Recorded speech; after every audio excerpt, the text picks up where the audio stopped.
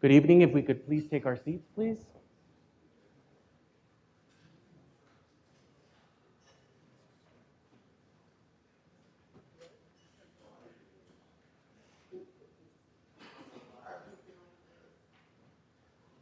Good evening and welcome to the College of the Desert Superintendent President Finalist Forum. I'm Carlos Maldonado. I'm Interim Dean of Student Support Services and serve as the parliamentarian to the Desert Community College's District Board of Trustees. Tonight, I will be serving as your moderator for this event. Before we begin, I'd like to review a few important guidelines and make some acknowledgements. I would like to start with acknowledging our Board of Trustees, Board Chair, Dr. Joel Kinnaman, Board Vice Chair, Ron Oden, Board Clerk, Ruben Perez, Board Member Mark Meyer, and Board Member Mary Jane Sanchez-Fulton, and Student Trustee Felipe Robles. Presidential Search Forum feedback forms are located in the foyer. Please submit your completed form to Misty as you exit. Please silence all mobile devices to avoid interruptions. We ask that all audience members remain respectful and quiet during each portion of the forum and allow the candidates to be heard clearly. Unless absolutely necessary, please refrain from entering or exiting the theater during a finalist forum. For those of you watching on YouTube, we thank you for joining us virtually. Each finalist will have a total of 45 minutes, which includes a personal introduction, a short oral presentation responding to a specific prompt received before tonight's event, and a moderated Q&A session. During the Q&A session, I will read questions submitted in advance through our online form. There will not be an opportunity for questions from the floor. Our designated timekeeper, Felicia Frausto, to my left, will assist us in keeping each segment on track using visual cue cards visible to the speakers and myself. Tonight we'll hear from 4 exceptional finalists who are candidates to become the next leader of the Desert Community College District. They will present in the following order. Dr. Kimberly S. Msina, President of Spokane Falls Community College. Dr. Don Moya Miller, Vice President, Assistant Superintendent at Rio Hondo College. Mr. Val Martinez Garcia, Acting Superintendent President of College of the Desert, and Dr. Monica Chahal, Interim President of Clovis Community College. After each candidate completes their 45-minute session, they will be excused and will welcome the next finalist. We will start a short break between each candidate. Let's begin with our first finalist. I'm pleased to introduce tonight Dr. Kimberly S. Msina, who currently serves as president of Spokane Falls Community College. Dr. Msina, thank you for joining us this evening. We will have a total of 45 minutes together, which includes a 5 to 7 minute personal introduction, a 10-minute oral presentation, a 30-minute moderated Q&A session, which includes 6 questions. I'd like to introduce you to our designated timekeeper, Felicia Frausto. She will assist us in keeping segment on track and using visual cue cards visible to the speaker and to myself. At this time, I invite Dr. Msina to begin with your personal introduction. The floor is yours. Oh, thank you so much. Good evening. It is such a pleasure and an honor to be with you here this afternoon, and thank you for taking such time out of your day. Is the microphone okay this way? Yeah? Okay, good. A short personal introduction. I am a 4th-generation native Californian. I grew up in Sacramento. I grew up in a very diverse and low socioeconomic neighborhood, and I ended up falling in love with the Spanish language, and met someone who was an exchange student to the United States, and she sort of spurred my interest in studying abroad. At the time I was in high school and I was working at Herfy's Hamburgers, it doesn't exist anymore, so I used all of my savings for that, and, as well as my father taking out a loan so that I could be an exchange student. The irony of that was I wanted to go to a Spanish-speaking country, and they sent me to Brazil. So I learned Portuguese, what could you do? And then I came home and I graduated from high school and I wanted to go to college. No one in my family had ever gone to college before. I was talking with my great uncle over the coffee table and saying I wanted to go to college and I wanted to study Spanish and Portuguese at that point. And he said, "You can't do that. There aren't any jobs. You won't make any money." So you have to study something that will make money. So I started Sac State as a freshman, and I started as a business major. Changed that 3 times, graduated in 4 years, because I couldn't afford to be in school longer than that. I was grateful for financial aid, and my part-time job, I was a custodian at the McClellan Air Force Base, which also doesn't exist anymore. So I graduated from college, and I realized that I still loved Spanish and languages. So I went back and I got my master's degree in Spanish. I did doctoral studies in Hispanic languages and literature, and I got a call when I was supposed to be writing my dissertation. And it was an American River College needing an emergency adjunct faculty. And I was going to start the next week. And I said yes. And taught my first class at the community college, and I was hooked forever. So that became my dream job. Nothing had ever been more satisfying than taking this amazing group of students from where they were to their journey of where they wanted to go. So I ended up ultimately becoming a full-time instructor of Spanish at Santa Rosa Junior College. I spent 10 years in that position, 2-term academic senate president, and then I became a dean of STEM. I know you're thinking Spanish and STEM don't go very well together. But I was an interim for the first year because they had a failed search. And at that point in time, the faculty felt comfortable with my leadership, and they changed their internal rules so that someone who wasn't from STEM could apply. They said it was because I came in with questions and learned from them instead of thinking I already knew everything. So they were excited about that. So I was the dean there. I became the vice president of instruction at institutional research at Foothill College, and I did that position for 5 years. I served as the interim vice chancellor of educational services and planning at the San Mateo County Community College District. Had a brief little stint before my permanent presidency started where I helped at Clovis Community College, and then I started my presidency at Spokane Falls Community College, where I've been for the last 6 years. And it's been an incredible opportunity. And I've really enjoyed it, and I've learned a lot. And I know one of the questions here is why College at the Desert, so I'll wait for that question. But I am really excited to be here with you all. And I've done a lot of research about you, but you never really know everything until you actually are part of the community. So I look forward to that opportunity. I'm just very grateful to all of you. Estoy muy agradecida de estar aquí con ustedes. Muchas gracias. And I know I'm fast, but that's okay. I don't like to talk about myself that much, I'll just be honest. Thank you, Dr. Msina. We'll now move on to the 10-minute oral presentation portion.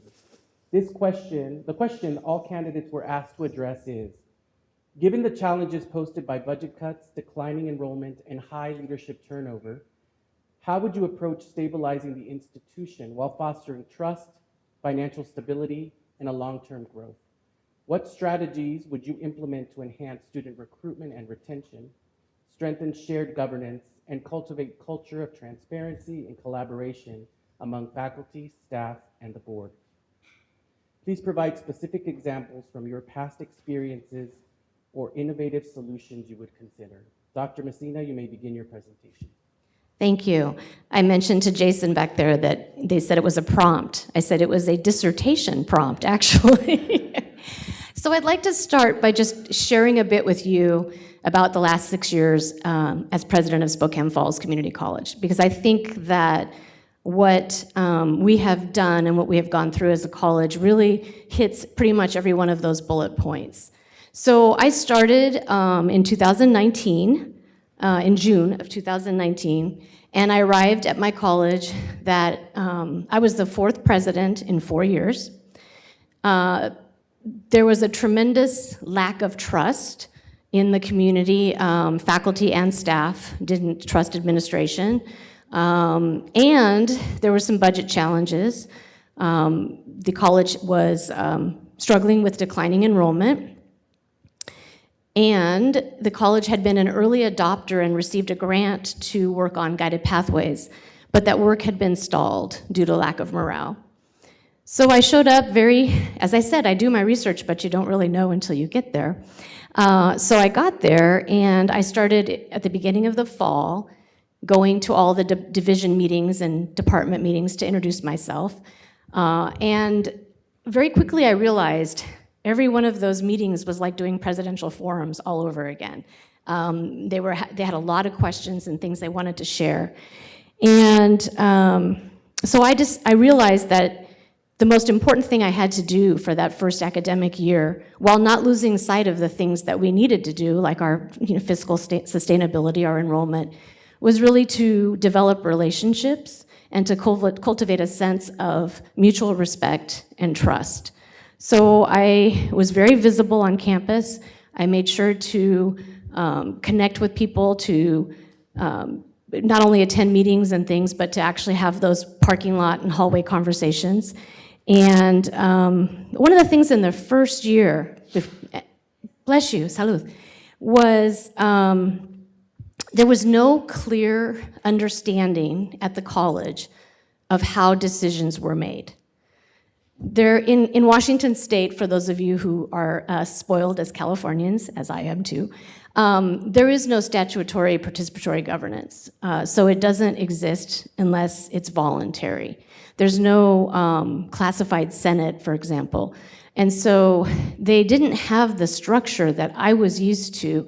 And I asked, how does a new president do initiatives or accomplish something, and they said it was just they were frustrated, but they didn't know what they wanted it to be. So I decided to bring in some consultants to work with the college for 3 days, do interviews, and then we formed a task force to create a governance task force. And we did that. We had classified, we had exempt administrators, faculty, and students. Our students had never been involved in any kind of governance at all before that time. So they spent a year and they studied different models, and we adopted a participatory governance structure, which is now in its 4th year. That really helped us to advance the work of guided pathways, student success, student equity. We now had a place to really come together and discuss those ideas, share them out, get feedback, come back. And one of the things that I said in that first year was, we all are united in student success and equity. We may have different ideas about how to get there, but we're all on the same page with the goal.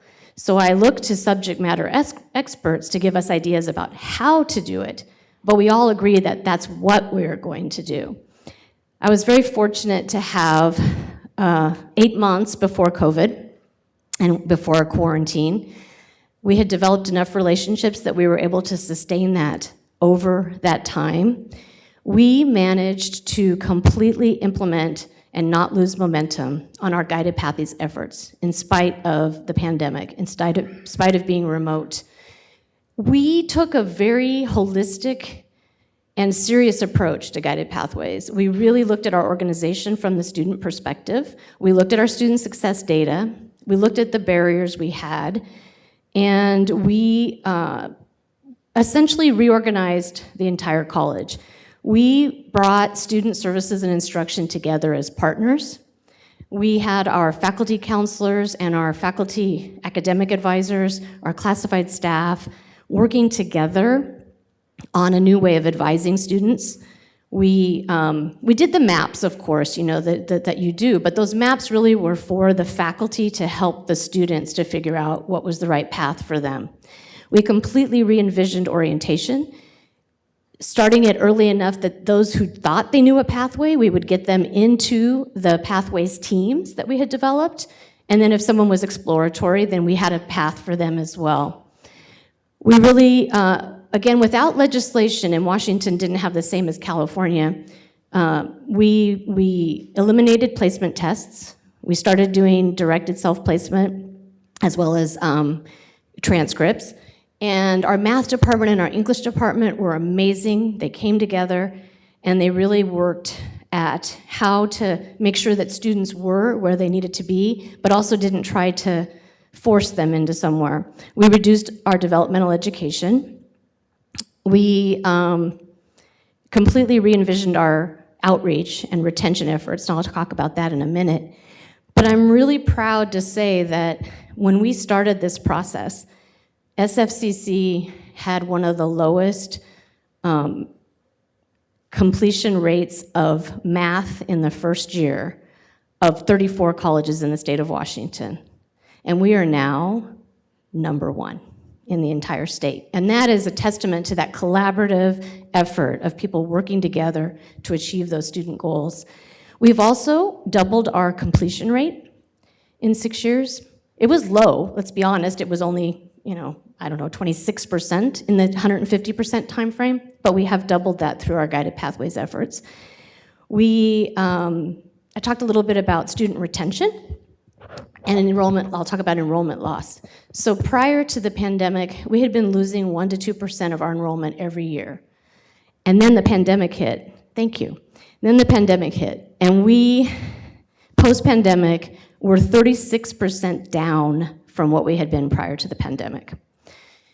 So we continued our Guided Pathways work. We really focused on that outreach and our retention efforts. And last year and this year, last year we were up 5% over the year before. This year we're up 13% over the year before. So we are not back to pre-pandemic, but we are getting much closer. Most of that, we've been working on getting new students, but most of that growth has been in our retention of existing students. Many of you know that the first year of community college, it's not uncommon to lose up to 50% of your students. So if you keep those students, your enrollment goes up, and we have seen that to be true.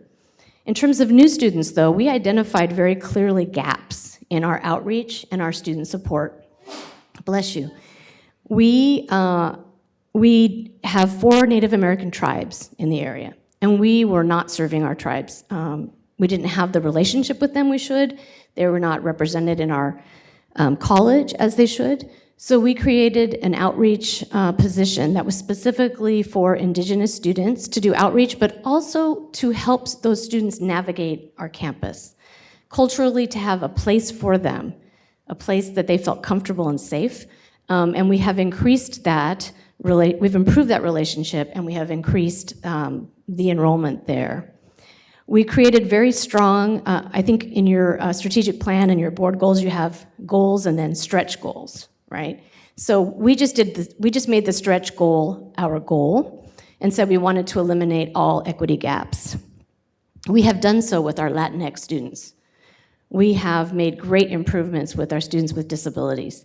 We didn't have enough Native American students to do that goal at that time.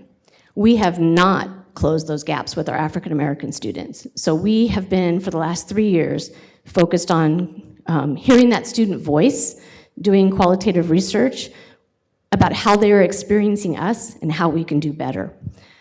So those are some ideas that I have and what I have done. I think it was my father always said, the best predictor of future performance is past behavior.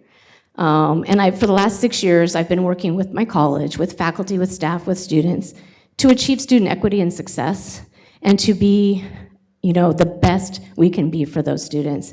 And I would really appreciate the opportunity to join you here. Thank you.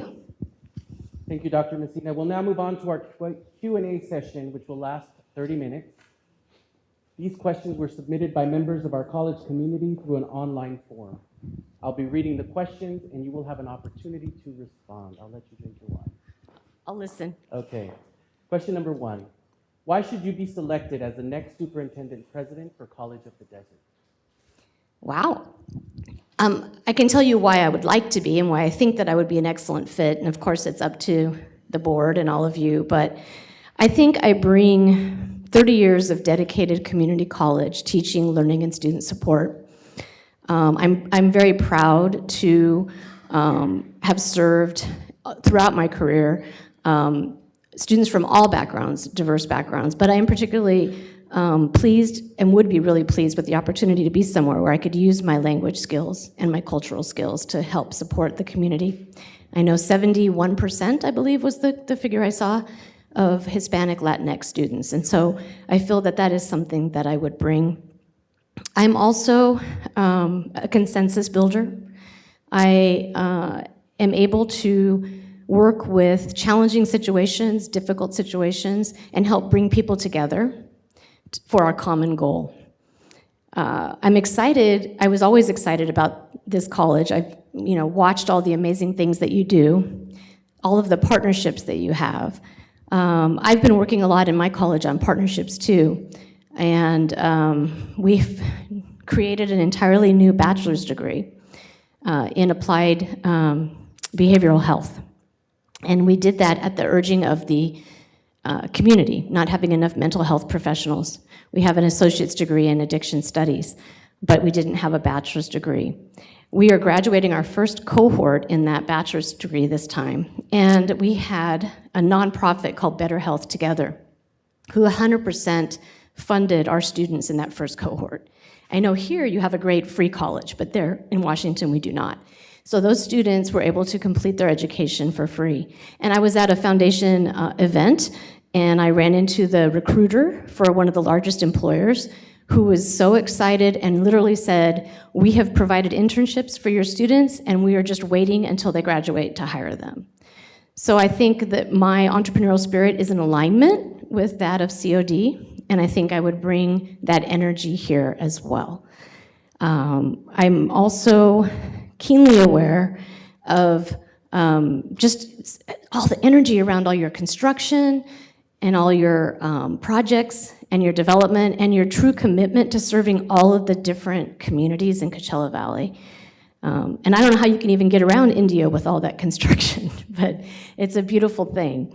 And the other thing is, I was here last night, and I went out to dinner. My husband and I went out to dinner, and Brittany was our server. And I heard her talking to the table next door, and I heard College of the Desert. I didn't hear anything else. So she came back, and I said, "Oh, are you a student at College of the Desert?" And she said, "Yes, I'm taking 7 classes there this semester." And I know, that's what I said, I'm 7. And she said, well, she's a single mom, and she has a special needs child, and she's studying to get her certificate and to work with special needs children in schools. And she's working hard as a server. She takes classes both at Indio and here. She said she loved the college. She was a little irritated that she didn't know she had so many prerequisites, which is why she's taking 7 classes. But she was nothing but complimentary. And I mean, I went into a store, and the woman that was working at the store was telling me that her neighbor is a faculty here in math. So there's all this, no matter where you go, there's this respect and reverence for the college and what it brings and how it transforms lives. And that is something that I would really like to be a part of. Thank you. Our next question is, as the new leader of College of the Desert, how will you increase morale and instill stability and leadership in the campus community? Well, that's a good question. And, when I first got to Spokane Falls Community College, I mentioned a lot of the turmoil that was there. I also had quite a bit of turnover at the senior leadership level. And it took a bit. I had to really learn the culture and see what the college really needed in those roles. But we now have a very stable team. In fact, the only interim position we have currently is one dean position that we are filling because there was an internal promotion. So we are very stable. We have been for the last 3 years, and it's made a tremendous difference. I think that, the morale question is really, all of us want to be somewhere where we are respected and valued. And I think it's important as a leader to really notice when people are doing great things and call them out and support them and acknowledge them. I think also listening, which is often difficult because people don't usually come to you with compliments. I don't know how many people in the room are administrators. If you're faculty, you probably get those really nice emails and they tell you how much they love you and thank you. And we don't usually get those kind of emails in administrative positions. So we have to do our best to just see the results of what we do. I've worked really well with my administrative leadership team. We get together twice a month and we have a very positive relationship. We also have a great structure with our deans and our chairs, and then our governance structure. And also just, again, the biggest thing I think with morale is for people to feel that they're rowing in the same direction. It feels very frustrating if you feel like you're all alone. And so creating that, sense of community. And I would say that at Spokane Falls, it was a good college with great faculty and great instruction. And they were just and great student services. They were just going through a hard time.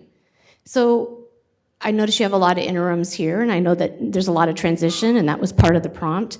Part of that is saying, hey, wait, this is a fantastic place. You've got students learning, graduating, contributing to the workforce, coming back. You've got an amazing team here. Let's figure out how we can get through this together. Let's work on that together. Thank you, Dr. Msina. Our next question is, what strategies will you use to increase and maintain enrollment? How will you use the Enrollment Management Committee to accomplish this? Well, first I have to learn all about the Enrollment Management Committee. Clearly, I missed that particular research in my internet snooping. But I think I mentioned a little bit earlier in my presentation some of the things that we have done for enrollment. And I think there are some really important data points that we actually know. One of them is we do know that in general, high school enrollments are decreasing. We also know in certain districts that's not true. We know that we have populations that historically have not been served at our community colleges. And then again, also, we know that not all students feel that they belong and they end up not continuing, which creates problems for our enrollment. So I would look at a multi-pronged approach, and I would absolutely enjoy the Enrollment Management Committee and see what work they've done and what their priorities are. But I think first and foremost, it's ensuring that the students, from when they start, actually feel that they belong here. I heard a statistic the other day that stuck with me that said you basically have from day 1 to day 14 to convince the students that this is where they want to be. And I think a lot of times, I'll just say from my experience, we don't focus on retention from day 1 to day 14, right? We're looking at end of term or midterm if you have an early alert. So it's thinking about that very beginning and how we help create that sense of belonging for students for enrollment. The retention will increase our enrollment. Bringing in students who have not traditionally been served by us will also increase enrollment.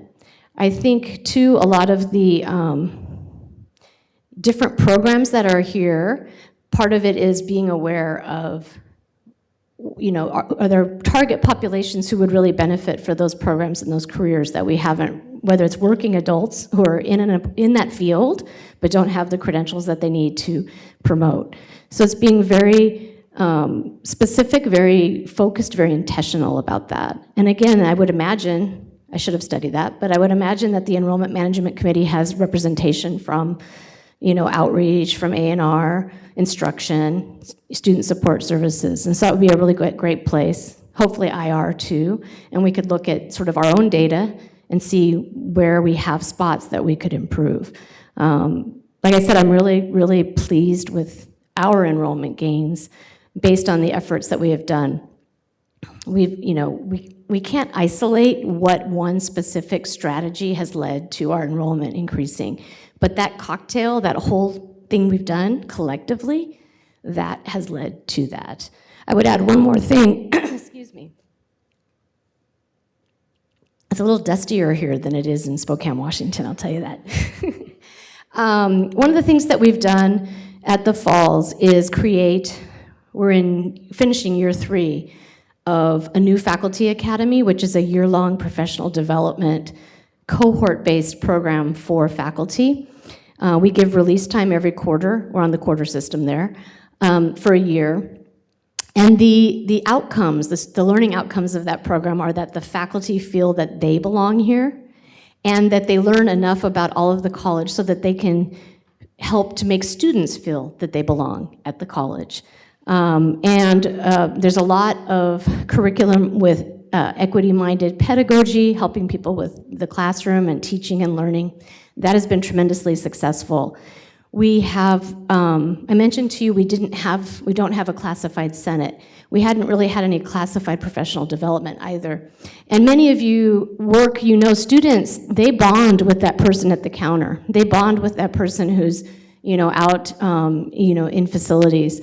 Those classified professionals are very important to our students. And so we have really been proactive about strengthening the confidence and the voice of our classified staff to help us to be more mindful about enrollment. And we've had some amazing suggestions and ideas from them as well. Thank you. Our next question is, given the diverse needs of our student population, including first-generation students, adult learners, and those from historically underrepresented communities, how will you ensure that institutional policies and resource allocation actively promote equitable student success and completion? Thank you. Yeah, one of the things that we've been really focused on in our program review process has been on equity and looking at data and looking at where students are more successful, where students need more help, and not just on the instructional side, on the student support side as well, ensuring that we have that. Sorry, that was terrible in the microphone, I apologize. I feel you, I know. So, we do review our policies regularly in terms of having an equity lens to them. And, but I think it's more about, again, that whole process for our students. One of the things that we have done we're in the beginning stages of this, but has made a huge difference is, I mentioned those focus groups. We've done, each year we choose a student population and we do a focus group, and then we try to act on, what we have learned from them. And that has made differences. Our first one was with our Native American students, and hearing their needs and helping to organize ourselves in a way that helped them.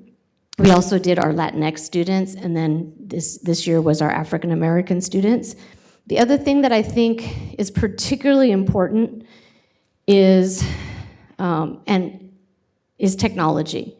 Not to replace humans, but we can only do so much. We have to have a way to reach out to our students, to let them know what resources we have, to connect them to the right people in a way that isn't so labor intensive. So we've been really working hard on our CRM and trying to capture that. Our latest efforts that we're just starting is using AI, a particular company that we are contracting with that does text messaging to our students. It does 3 every quarter. At the beginning, welcome, we're so glad you're here. Do you need anything? How are things? Then when the students they can opt out, but if they respond, then they get that personalized conversation. What we've noticed is that from our sister college who started this first, so we're just beginning this, we noticed that most of the students, they do a lot of communication once they get that and they get where they need to go. They figure out about financial aid or they figure out about the math center.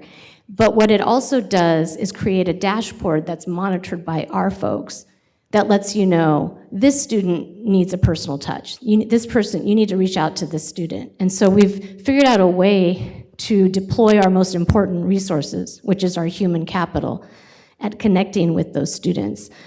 And so we're waiting to see how that goes, but we do it all intentionally, looking at the success of our students. We disaggregate our data, and we're making really good strides in that. Thank you. Question number 5. How do you plan to engage and collaborate with the various constituents and groups, faculty, classified professionals, students, and community partners, to meaningfully address and bridge existing gaps in equity, parity, and professional development across our college? I'm going to look at that one because that was a long one. I just want to make sure I got all the pieces of that one.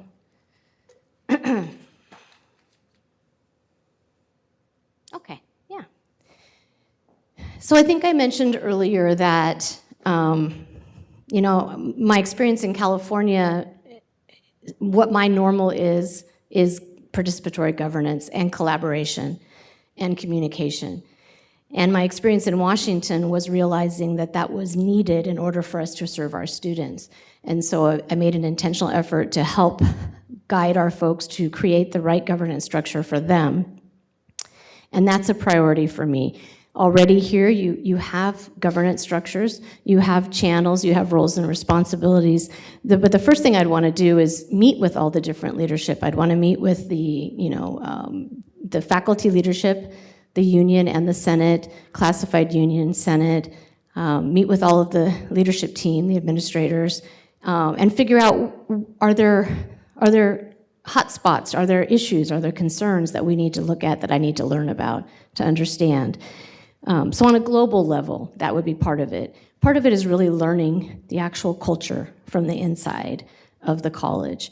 The other thing is that I try to communicate in many different ways, because people not everyone likes to be communicated. Some people really need that hallway conversation, that parking lot conversation. Some people like email, some people like texting. I have a younger dean who wasn't answering my emails. And I said, you never answer my email. I'm the president. You don't answer. He goes, oh, don't you use Teams? I said, no. And so he goes, okay, would you text? I said, yeah, I'll text you. Then he gets back to me right away. So people have different communication skills, different styles, but making sure that the overall tone and tenor is mutual respect, that we are clear on the goals of what we're trying to achieve together, and then ensuring that communication. I do communicate weekly in an email form for the whole college to share what is happening at our college. And I always copy the Board of Trustees on that communication so that they know what I'm sharing with the college. And then I get, some people answer back. Some people don't answer back, but I run into them and they'll comment on it or they'll have a suggestion. So I do that. But I also just drop by and visit folks, talk to them, try to really make sure that I'm listening, but also that it's not just me, right? The vice presidents, the deans, the directors, all of them, we have that culture. We have built that culture of being respectful and listening and learning. And it wasn't exactly the point of the question, but I will say one of the biggest learning experiences for me was how I handle when I make a mistake. As you can tell, I'm very proud of more of an open, transparent, supportive, consultative community. But I got a little overexcited. I was hiring my first dean of equity, diversity, and inclusion. He was coming from Idaho, naturally wanted to get to Washington instead of Idaho, with all of the problems with equity, diversity, inclusion going on there. And he was really excited about the space where he was going to be, where his office was going to be, and really envisioned that being a space where we could move some of our, we have a Mosaic Multicultural Center, and we have an LGBTQ+ Alliance Center. And those two centers are in like our oldest building, and they're down a hallway, and they're kind of dark. And he was so excited, and he thought that it would be great to move those folks over. So I thought that was a great idea too, and I announced that we were going to do that, which was a really big mistake. So then I went to the Student Senate, and they were very upset with me, and they had a reason to be upset with me. So it was a part of owning that mistake and learning from it, and it was particularly galling because it was a mistake I shouldn't have made. It was not something that I normally do. But I learned a lot from that. And I just wrote a letter of recommendation for the student body president who challenged me. And what I said in her letter was, she's going into grad school, I said she needs to know how to challenge power, and I know she can do that because she did that with me. So, part of creating a good team is being vulnerable and being willing to understand when you have misstepped and to correct your mistakes and do better going forward. Thank you, Dr. Msina. In the time left, is there anything else you'd like to add or leave us with today? I talk too fast. I got 10 minutes left or something like that. I would just say a few things before I close. One of them is, I talked at the very beginning about being a first-gen student, and one of the things that happened to me was I came home from Brazil in February. As you know, college was going to start in the fall. I didn't know you were supposed to go visit colleges. I didn't know you were supposed to apply. I was in Brazil. My family didn't know anything about that. So I came back, and I had a friend who said, well, you can still get into Sac State. They're still accepting applications. And I said, but I can't afford to go to Sac State. And he said, well, there's financial aid. And I didn't know there was financial aid. So he took me to the financial aid office, and I filled that out. And I got really lucky. I got into college. I was able to complete. I was able to do what I needed to do. But the one thing that I don't want is for our students to have to be lucky. They should have systems that support them and help them to navigate our world in a way that makes sense to them so that they can be successful and they can transform their families' lives, which is what we do at the community college. And I see, just being out in the community and reading about you, that you have that reputation in this community, that you are seen as the partner. I see the amazing things that are happening in terms of graduation, in terms of transfer, but I also see your goals. I see your strategic plan. I see your board goals. And regardless of what's happening in the landscape right now in our country, you're unabashedly, unapologetically advocating for social justice, for equity, diversity, inclusion, and accessibility. And that resonates with me. And that is the type of leader that I would like to be with you. So I'm sorry that I do speak fast. You'll have some extra time in between your break. But again, I'm just very grateful that you took this time here in person or online. And I've really enjoyed your thoughtful questions, including the dissertation prompt. And I wish you all the best. Muchísimas gracias. Oh, this goes over here. Thank you. Thank you, Dr. Msina, for sharing your vision and insights with us today. We appreciate your time and thoughtful responses. We wish you the best in the remainder of the selection process, and Jason Felix will escort you to your vehicle. Thank you. Thank you. Thank Good night. you. We will now take a short break to prepare our next candidate and resume at 6:30 p.m. Restrooms are located outside of the theater, with the men's restroom on the east side of the building and the women's restroom on the west side of the building. And as a reminder, if you are not joining us for the next one, please leave your sheets with Misty Santana.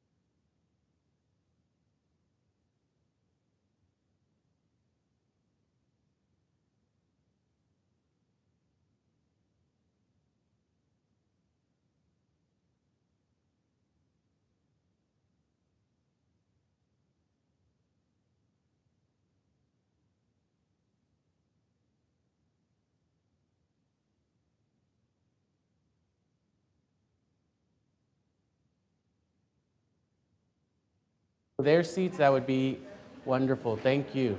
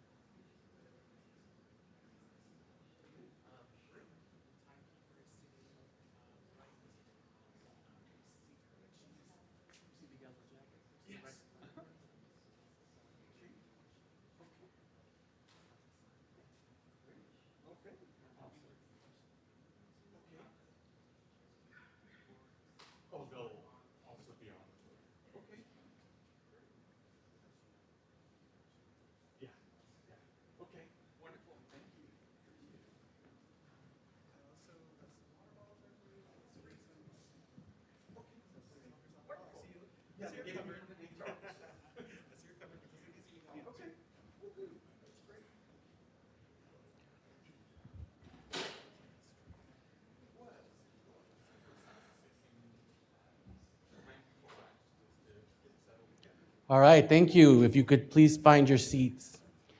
As we begin with candidate number 2, I'd like to review a few important guidelines. Please silence all mobile devices to avoid interruptions.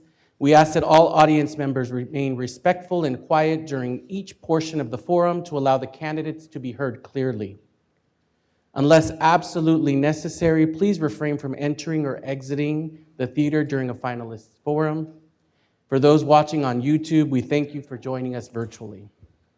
I'm pleased to introduce Dr. Don Moya Miller, who currently serves as Vice President, Assistant Superintendent at Rio Hondo College. Dr. Moya Miller, thank you for joining us this evening.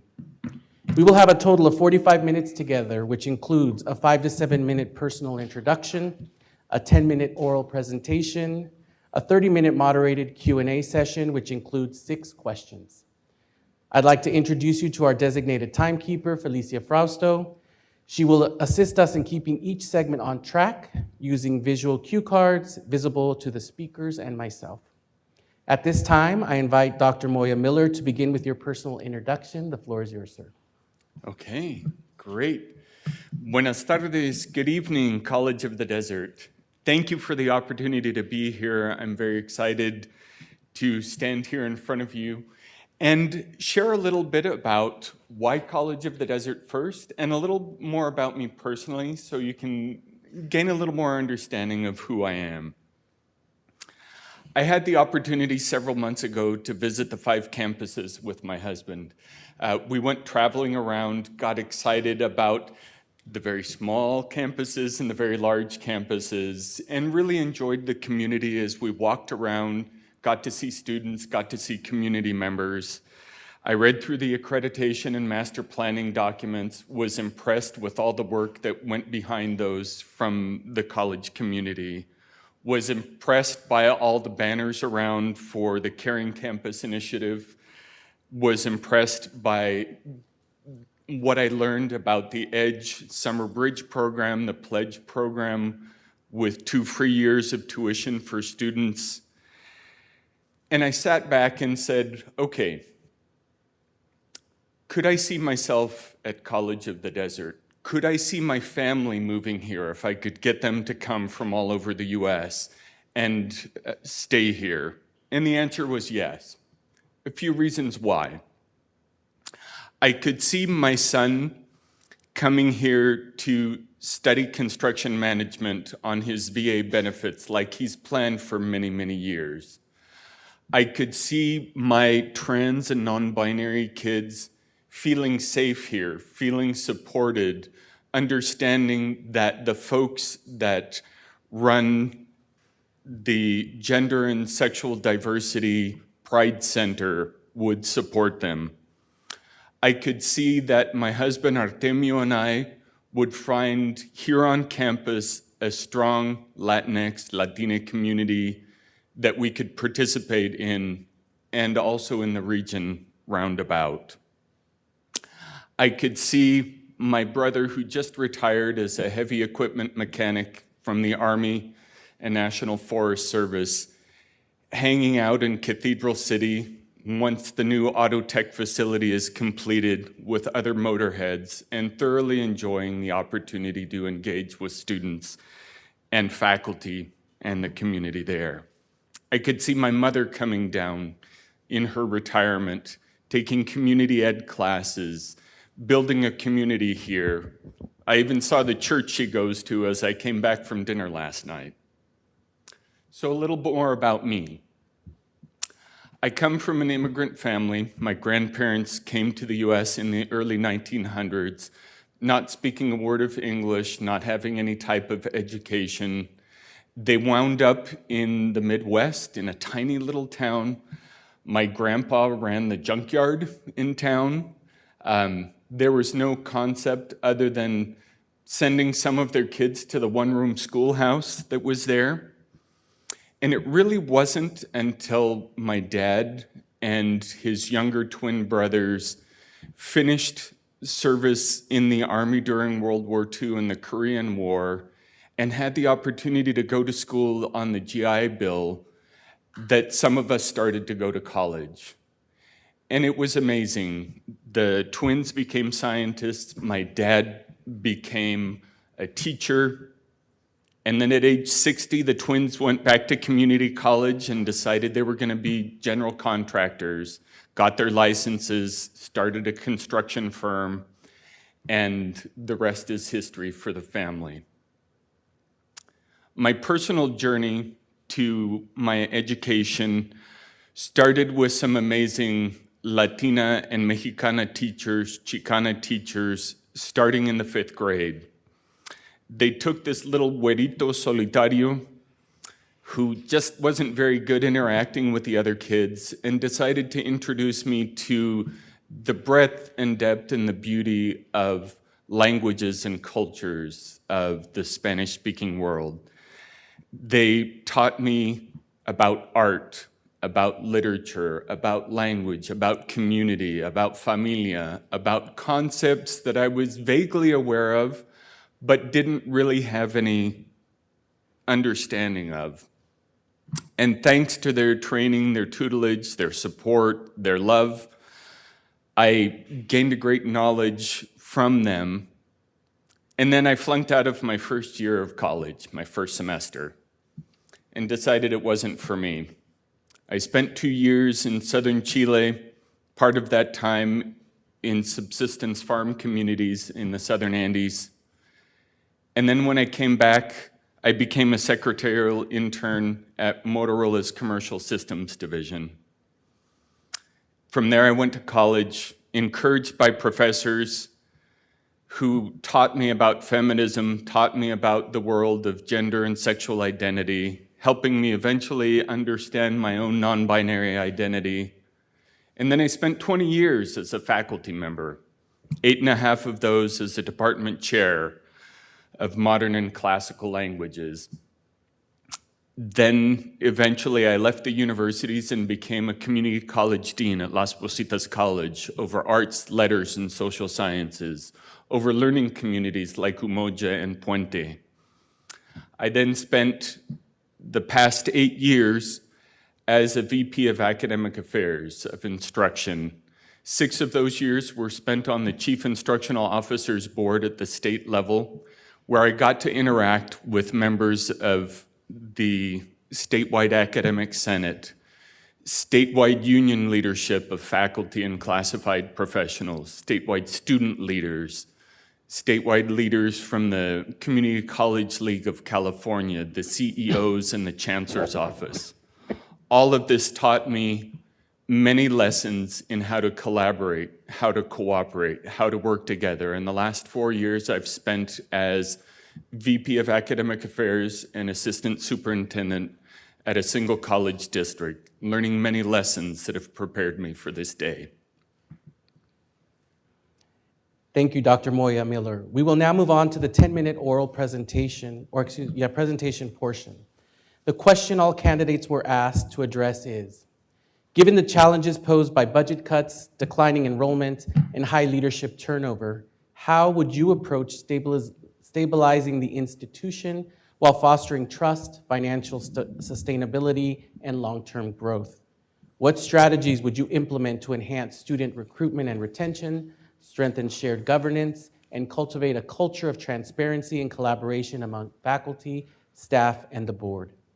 Please provide specific examples from your past experiences or innovative solutions you would consider.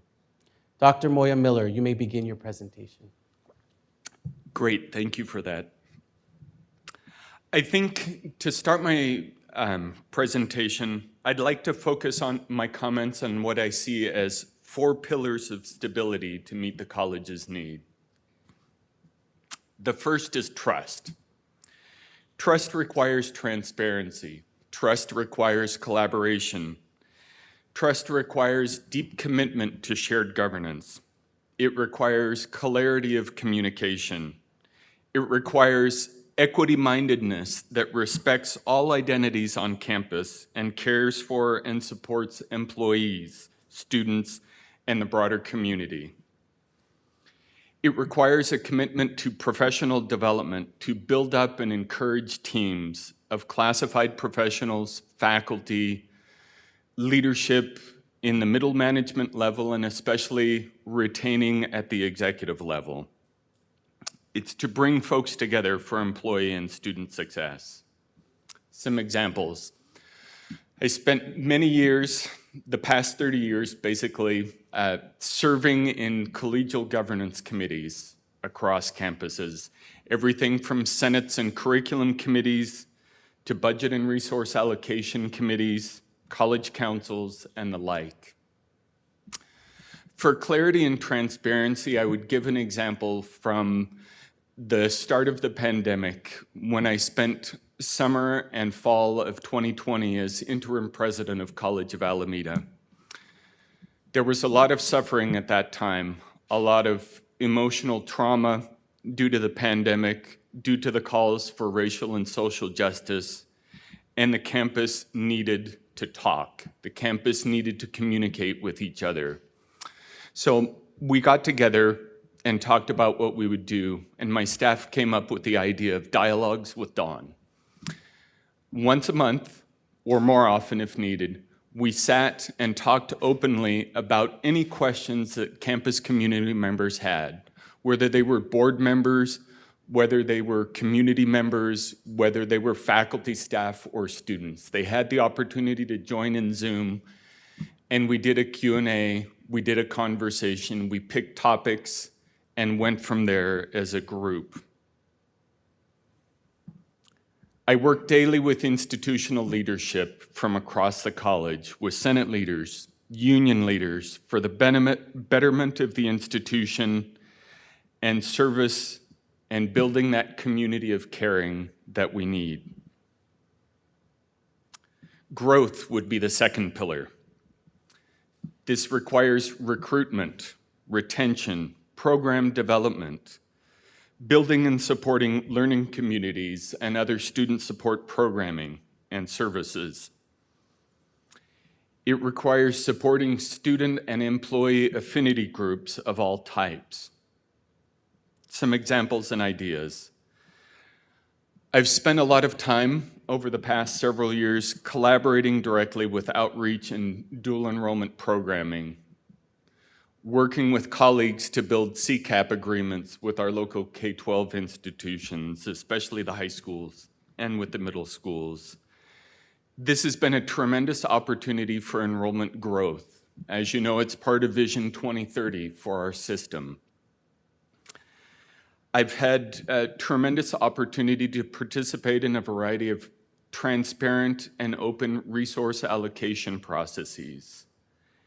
And then as perhaps a final example of this area has been a tremendous growth, almost 400% in the last 2.5 to 3 years of our non-credit programming. Our continuing education leadership, our faculty, staff, and administrators have done an incredible job where we've built new summer high school math academies to prepare high school students to move during the summer into higher and higher levels of math so that by the time they're seniors, they can take our college calculus courses.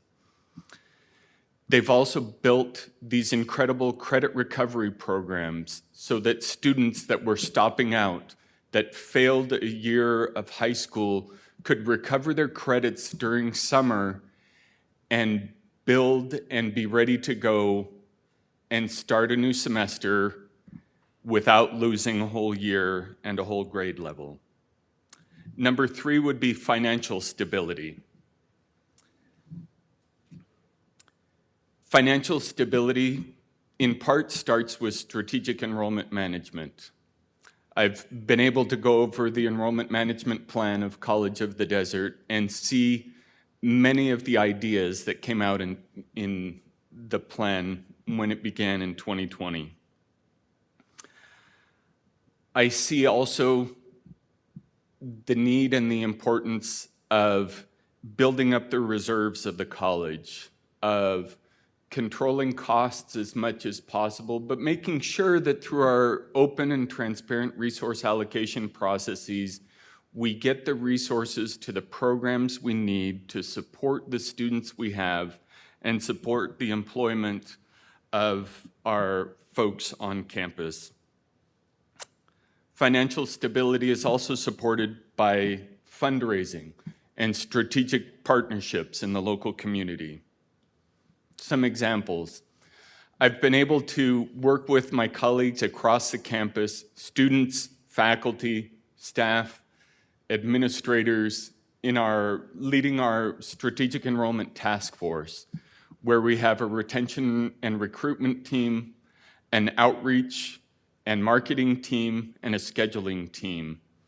Altogether, we work regularly and have participated in the last 3 statewide cohorts of strategic enrollment management. We've participated in the Racial Equity for Adult Credentials in Higher Education Collaborative as a college, with a tremendous opportunity to build credentials for adults who are older than our regular student college, community college student average. I've worked with IT professionals, A&R, and the tremendous support of staff, faculty, and administrators over the past 1.5 years with our fraud squad. We've been focused on enrollment management, but also dealing with fraudulent applications and fraudulent enrollments. And finally, after all this time, we think we've got it nipped in the bud.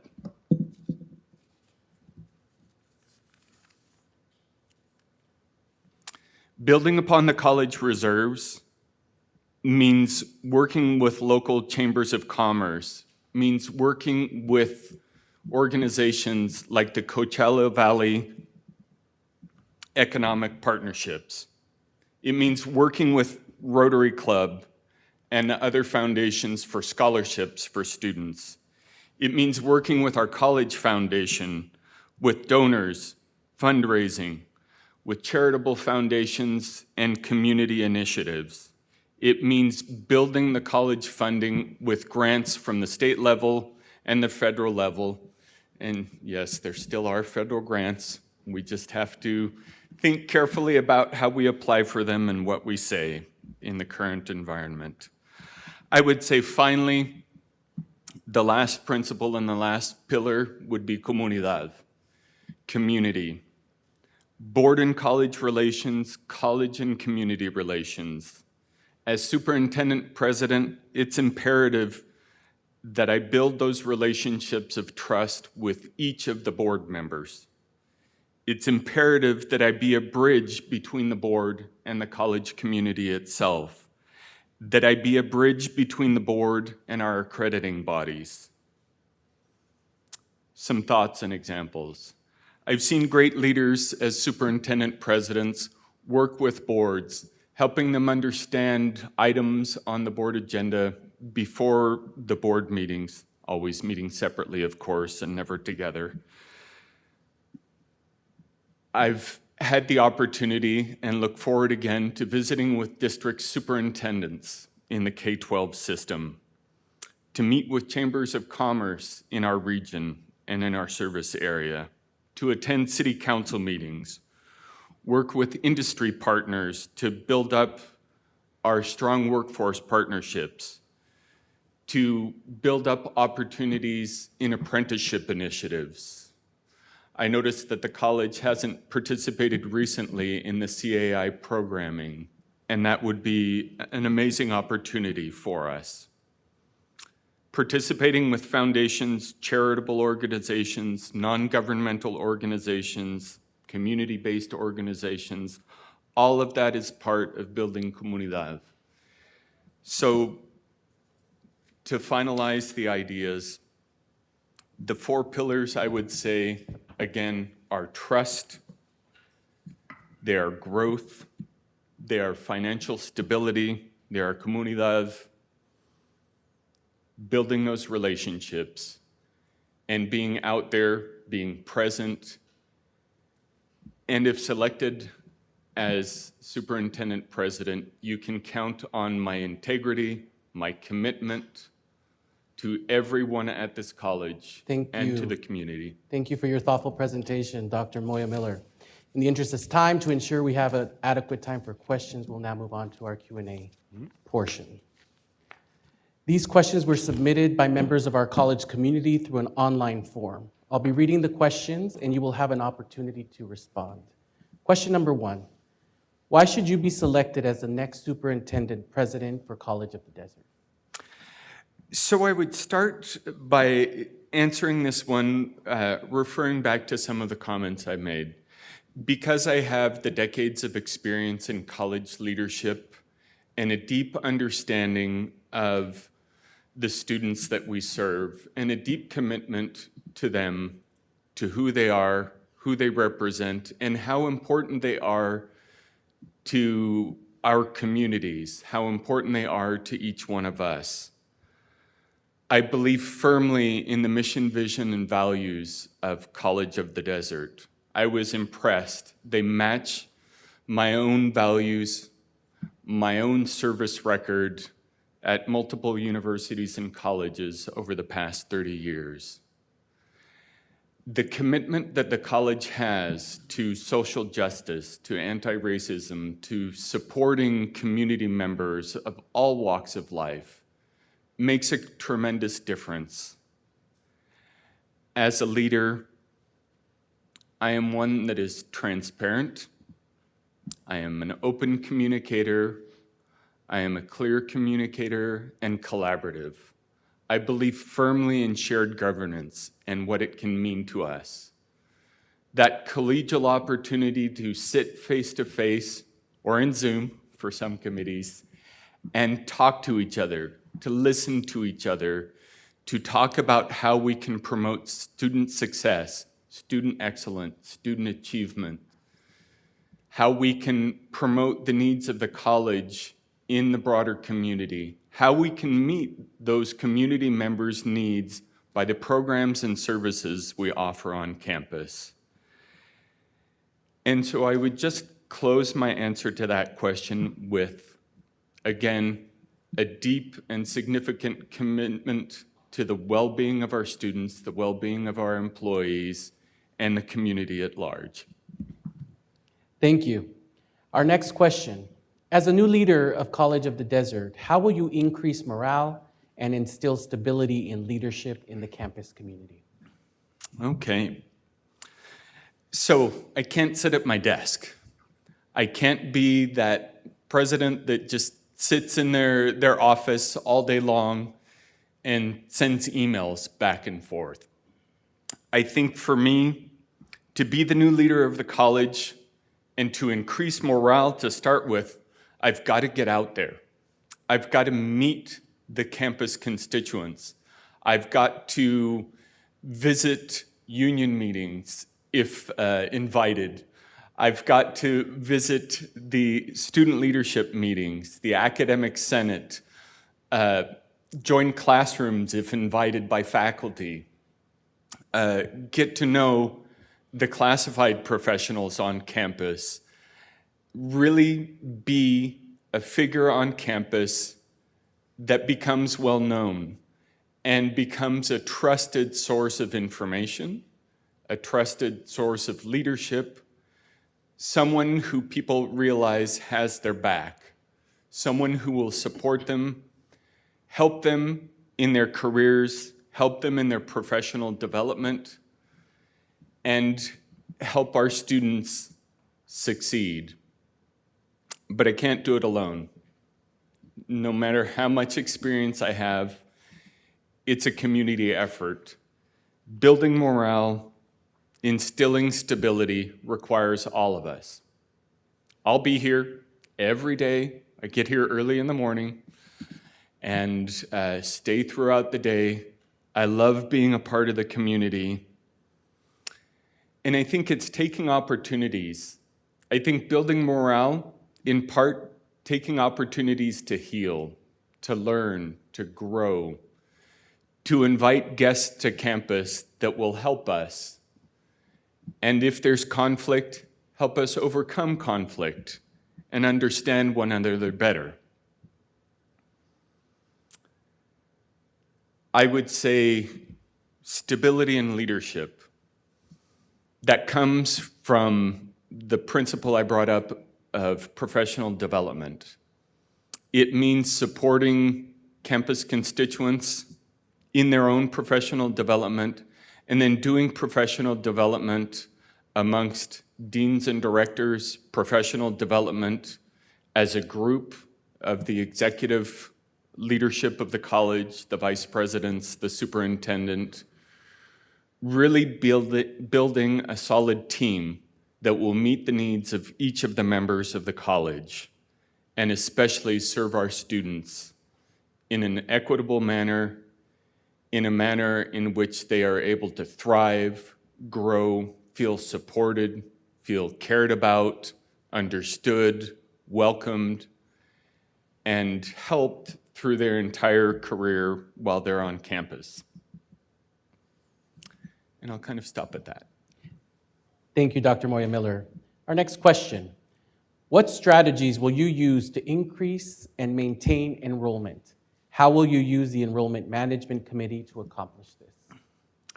So, looking at some of the goals of the Enrollment Management Committee, some of them are a little older. They're pre-pandemic or beginning of the pandemic.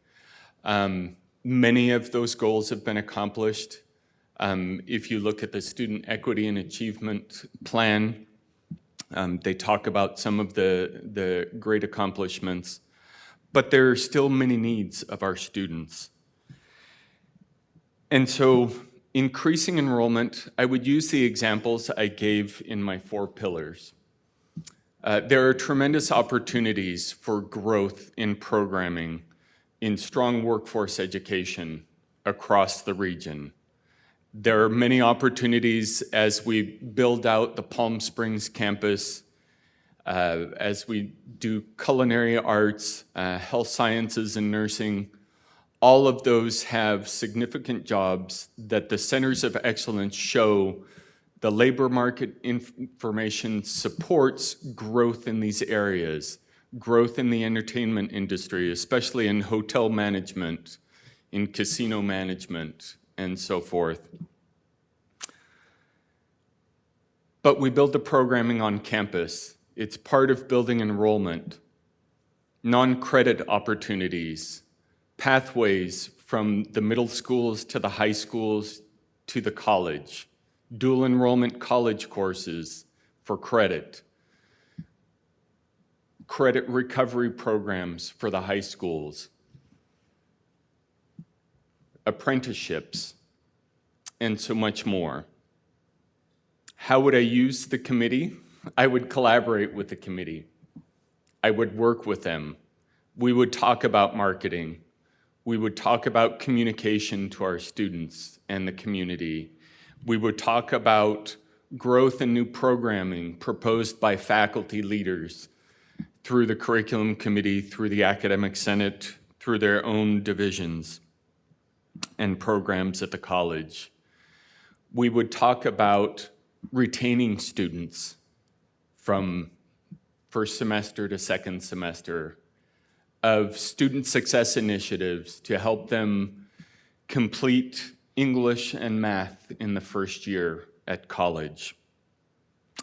We would talk about the goals and objectives of the college and how enrollment management and increasing enrollments is an opportunity for all of us, but it takes a village, more than a village, it takes an entire campus community to really build up this programming in this way.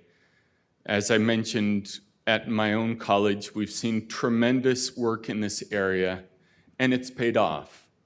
It's helped us grow back our enrollment closer to pre-pandemic numbers and really help us serve our community at large. Question number 4. Given the diverse needs of our student population, including first-generation students, adult learners, and those from historically underrepresented communities, how will you ensure that institutional policy and resource allocation actively promote equitable student success and completion?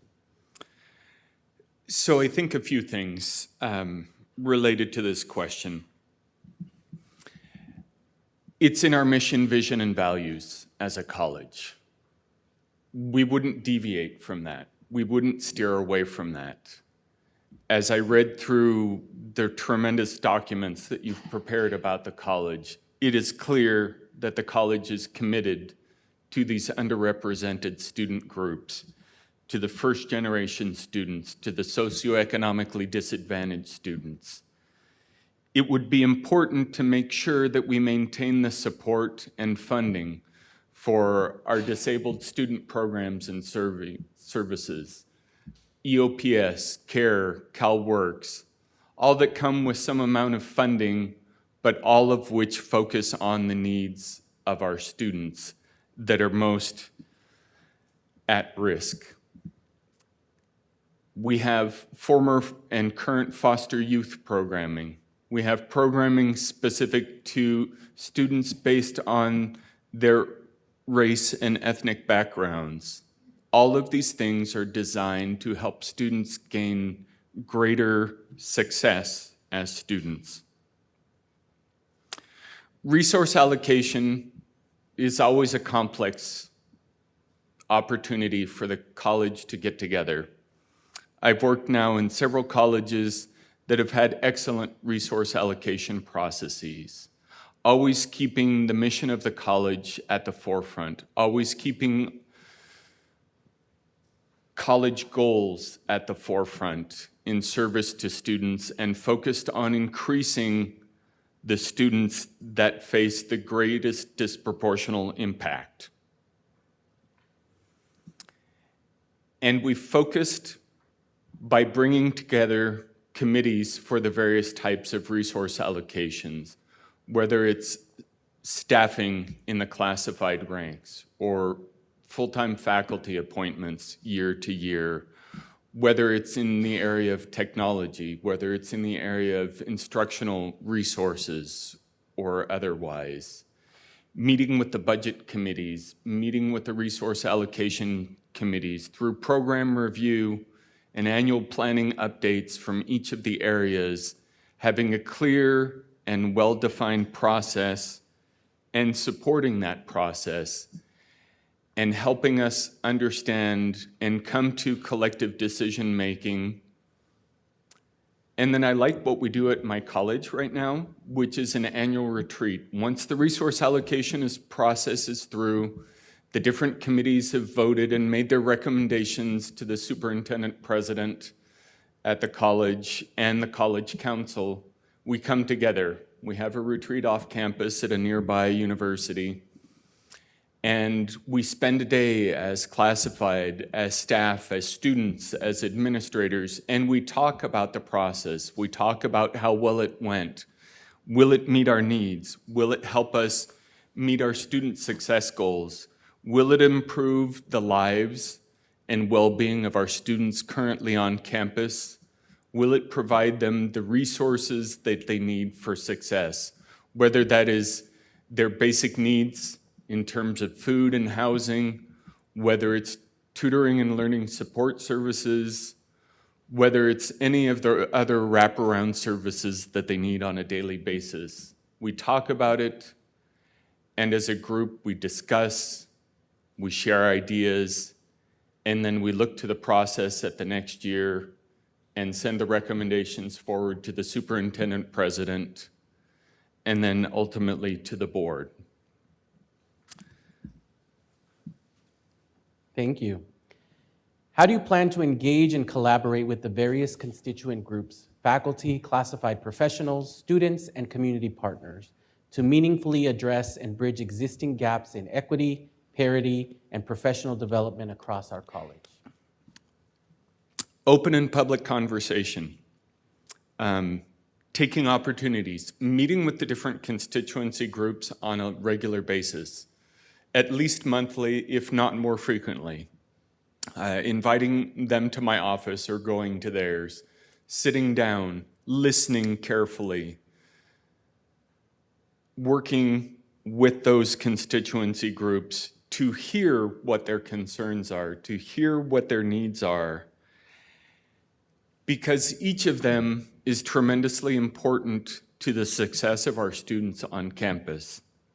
The well-being of the employees, whether they be faculty, classified professionals, administrators, each of them have professional needs and personal needs to help them grow, help them feel supported, help them feel understood, and to look towards those equity gaps, whether parity, we're referring sometimes to pay parity, whether we're looking towards things like we did most recently at my college after more than a decade of considering it.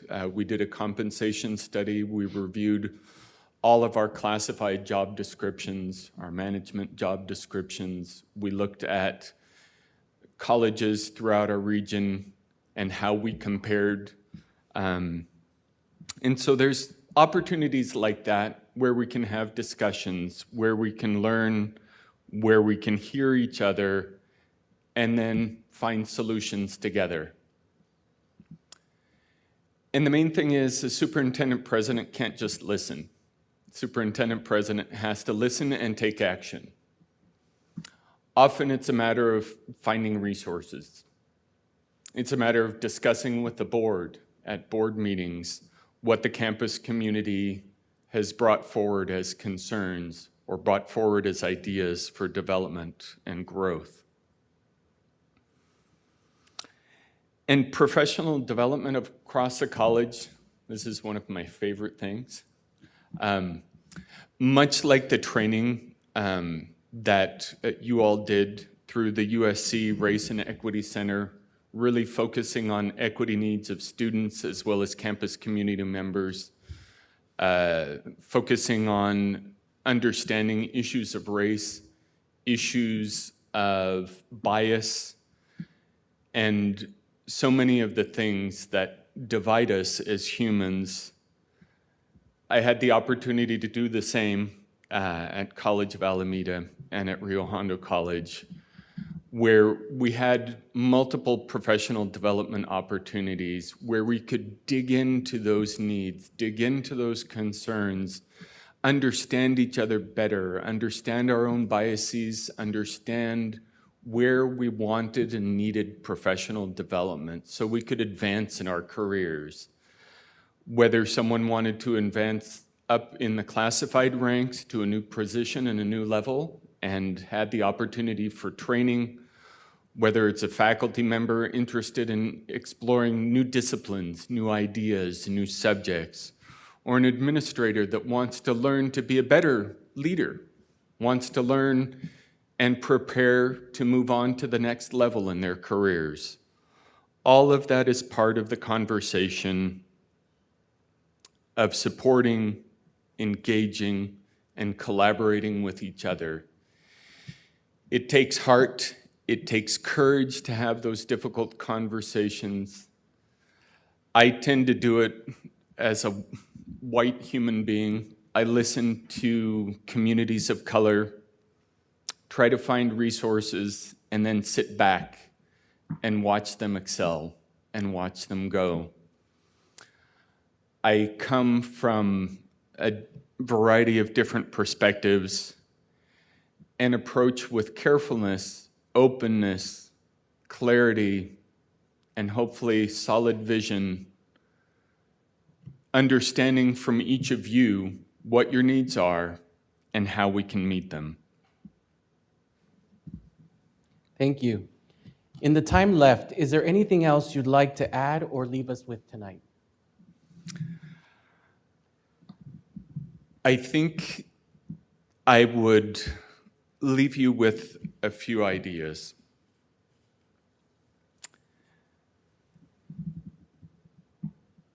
I believe firmly in the model of being a servant leader, in somebody that's out on campus, engaging with people, talking to students, talking to staff, faculty, administrators, engaging in the broader community, supporting college activities, supporting community dialogue, supporting openness, transparency, understanding, collaboration, cooperation. Working on those 4 pillars that I shared with you before. Building trust, building comunidad, building enrollments, growing, being financially stable. All of those would be the key to my presidency of the College if selected. I'm thankful for the opportunity to join all of you this evening, have a chance to talk to you. I wish we had a chance to engage directly because I love conversations. I love people. I'm committed to your well-being. I'm committed as a human being to seeing the success of our students. Thank you. Thank you.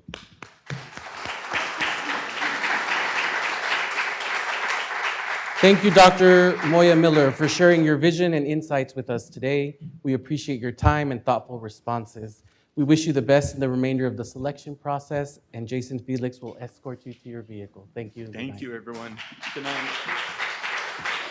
We will now take a short break to set up for the next candidate to begin at 7:30 p.m. As mentioned before, the restrooms are located outside of the theater, with the men's restroom on the east side of the building and the women's restroom on the west side of the building.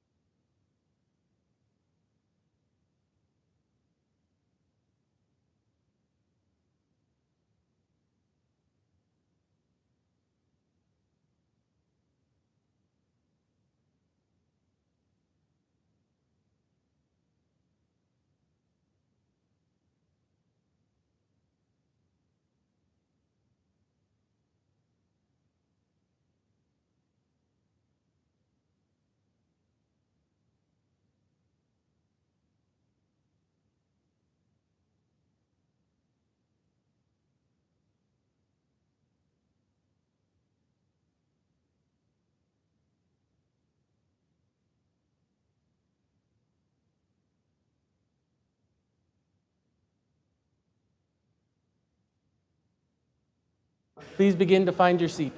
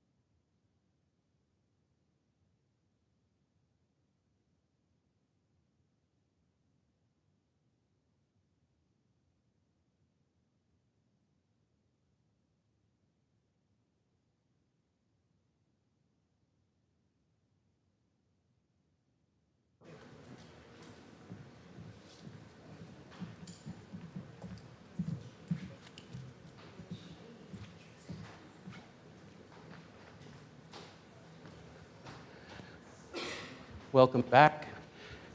We will begin. As we begin with candidate number 3, I'd like to review a few important guidelines.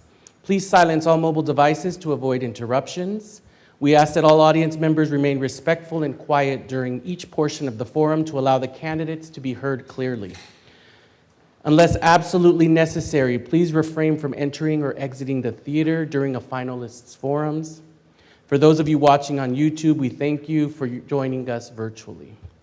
I'm pleased to introduce Mr. Val Martinez Garcia, who currently serves as Acting Superintendent President here at College of the Desert. Mr. Martinez Garcia, thank you for joining us this evening. We will have a total of 45 minutes together, which includes a 5 to 7 minute personal introduction, a 10-minute oral presentation, a 30-minute moderated Q&A to include 6 questions. I'd like to introduce you to our designated timekeeper, Felicia Frausto. She will assist us in keeping each segment on track using visual cue cards visible to the speakers and myself. At this time, I invite Mr. Martinez Garcia to begin with your personal introduction. The floor is yours. Thank you, Dean Maldonado. Welcome, everyone, on Zoom or in the room. Tonight is a Firebirds game, so having you all here today, I'm very excited that you chose to be here rather than watch the Firebirds. They will be disappointed because I know their attendance will be down, but thank you nonetheless. Before I begin, I'd like to give a couple of thank yous. First of all, I would like to recognize any veterans or active duty who are in the room or on Zoom. Thank you for your service, your commitment to ensuring our freedoms and our values as a country are very much appreciated. Also, all the first responders in the room and on Zoom, thank you for your commitment and service to the communities of the Coachella Valley. You are pillars in our communities, and we appreciate all you do. Also, to the screening committee, thank you for the work you did to make today's important selection a reality today. To the Board of Trustees, thank you for your vision, fortitude, and grit to lead the district into an era of innovation and recognition. And finally, to the administration, staff, faculty, students, adjuncts, and everyone involved with our campus, thank you for all you do to make College of the Desert the best college in the state of California. Without your tireless effort, we would not be who we are. So a little bit about me. I was born in Bakersfield, California. My parents began their lives as farm workers, but through hard work and determination, they became blue-collar workers. My mother became a nurse, an RN, graduate of Bakersfield College. My father was a transportation worker for the city for many years. My father was also a proud veteran. He is a Korean War veteran. He served also as a post commander for the VFW in Bakersfield. I bring that up because growing up, I had a very structured environment around me. My brothers and I learned the values of respect, discipline, and gratitude, always responding with a yes, sir, or no, sir. While we didn't have much, my parents instilled into us the values and a deep appreciation for the opportunities we were given and the principles of the farm laborer. That would be faith, family, and hard work. My wife Denise and I have 4 children. Trey is a graduate student pursuing his master's degree at San Francisco State. Isa is an engineering student, a senior, about to graduate. Thank goodness I'll have some more money in my pocket after next week, coming weeks. From Santa Clara University. Gianna is a second-year student and water polo player at Cal Lutheran University.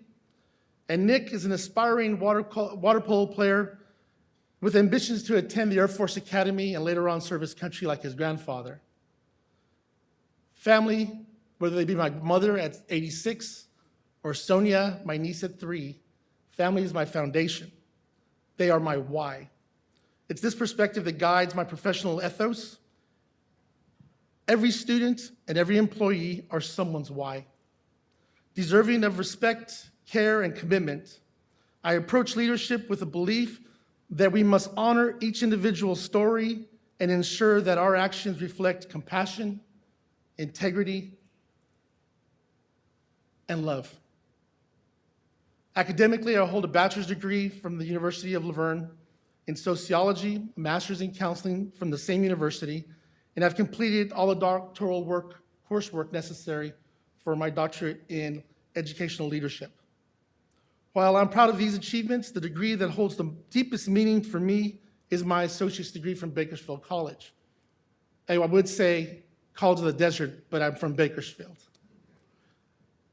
My experiences as a community college student, navigating challenges and finding support through dedicated professionals such as many of you, have shaped my passion for student success and reinforced my belief in the transformative power of education.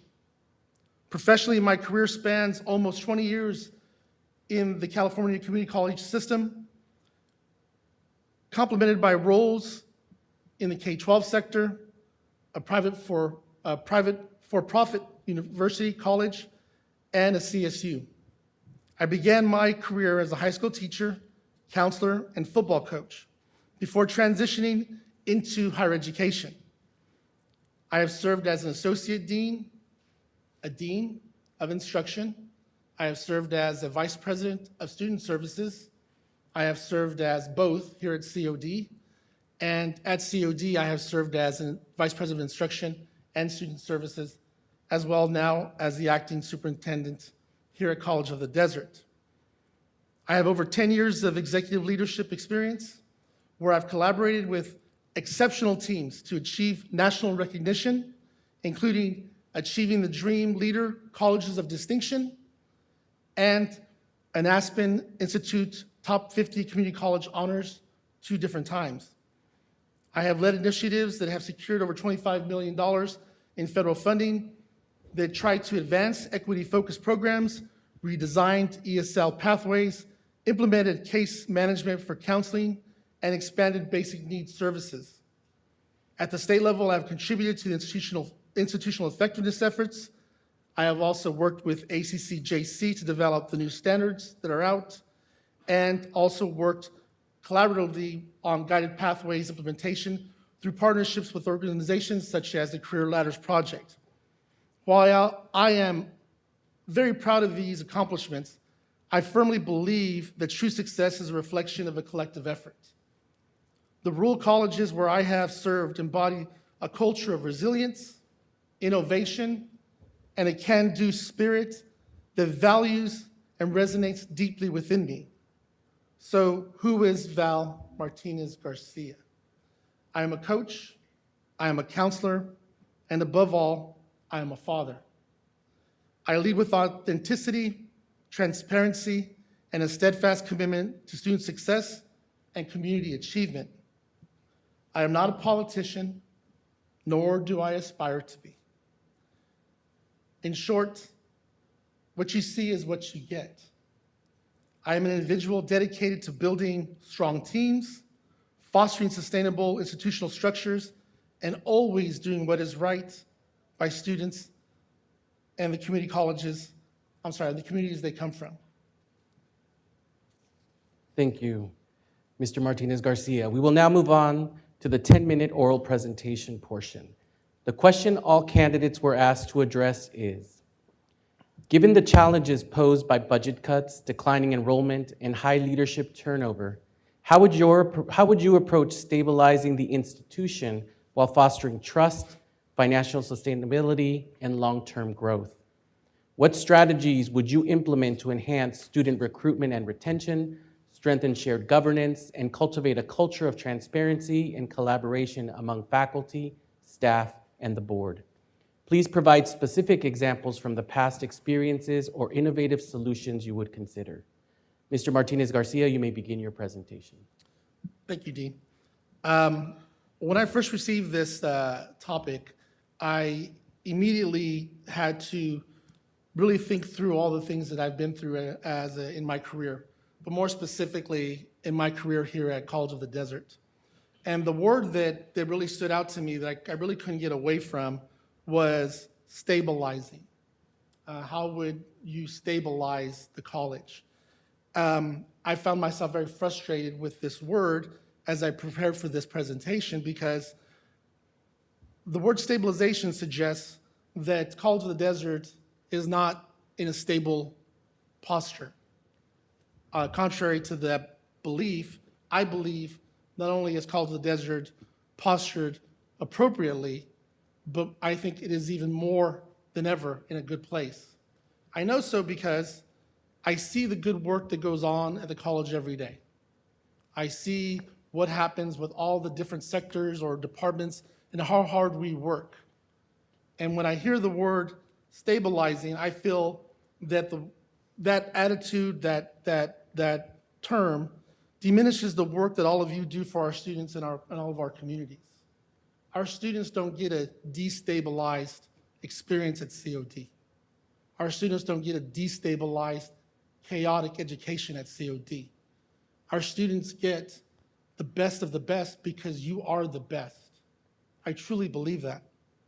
And I get frustrated by the motives of external or internal who are external, who would look at our campus and call it destabilized or chaotic. Because, again, I question their motive. I question the motives because I don't believe it's in the best interest to label such a great institution as unstable.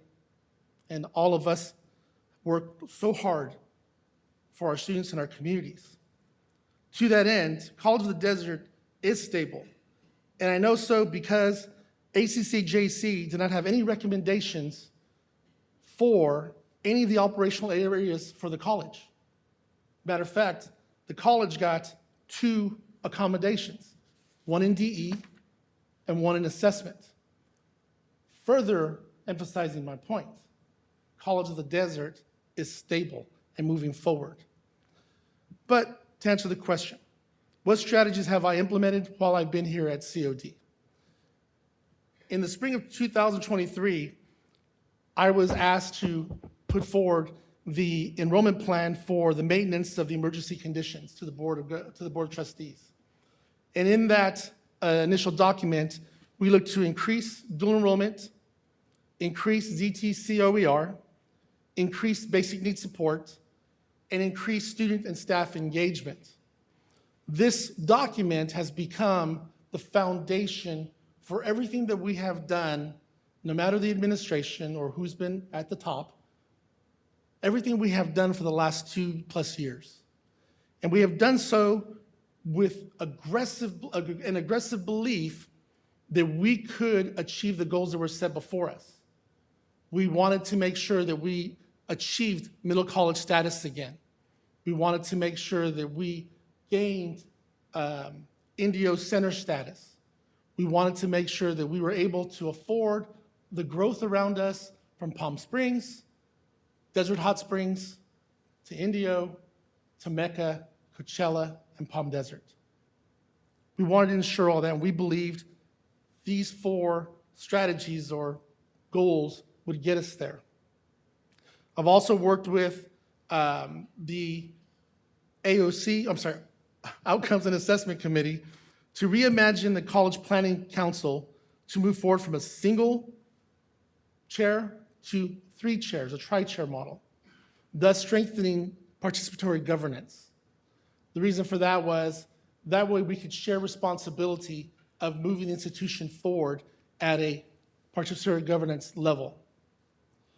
In fall of 2023, I worked with the director of grants and a professor from the architecture department to complete the college institutional self-evaluation report, thus again solidifying our accreditation status and helping us move forward. In fall of 2023, I also worked with the director of the East Valley to complete the college's strategic educational master plan, setting forward a blueprint for the next 5 years for our campus. And then finally, at the end of fall 2023, I was able to hire 3 full-time deans, thus solidifying or stabilizing our instructional areas. I've had a lot to do over the last 2.5 years, but I believe the greatest accomplishment I've had in regards to how we as a campus have been able to fiscally enhance our position and our retention, our shared governance, has been through these documents or through these planning processes. And I've worked with constituent groups from each of the major areas to do so. We're across silos. When I was a VP of instruction, working hand in hand with the VP of student services.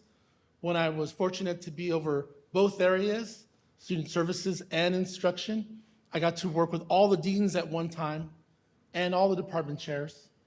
And then when I was vice president of student services, working back across with the Office of Instruction and all the faculty that I've built such great relationships with.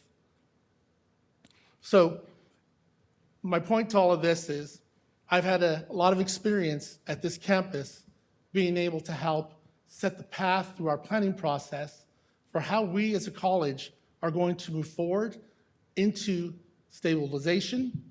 That would be making sure that our FTES is at the level that it needs to be, and then looking forward to growth.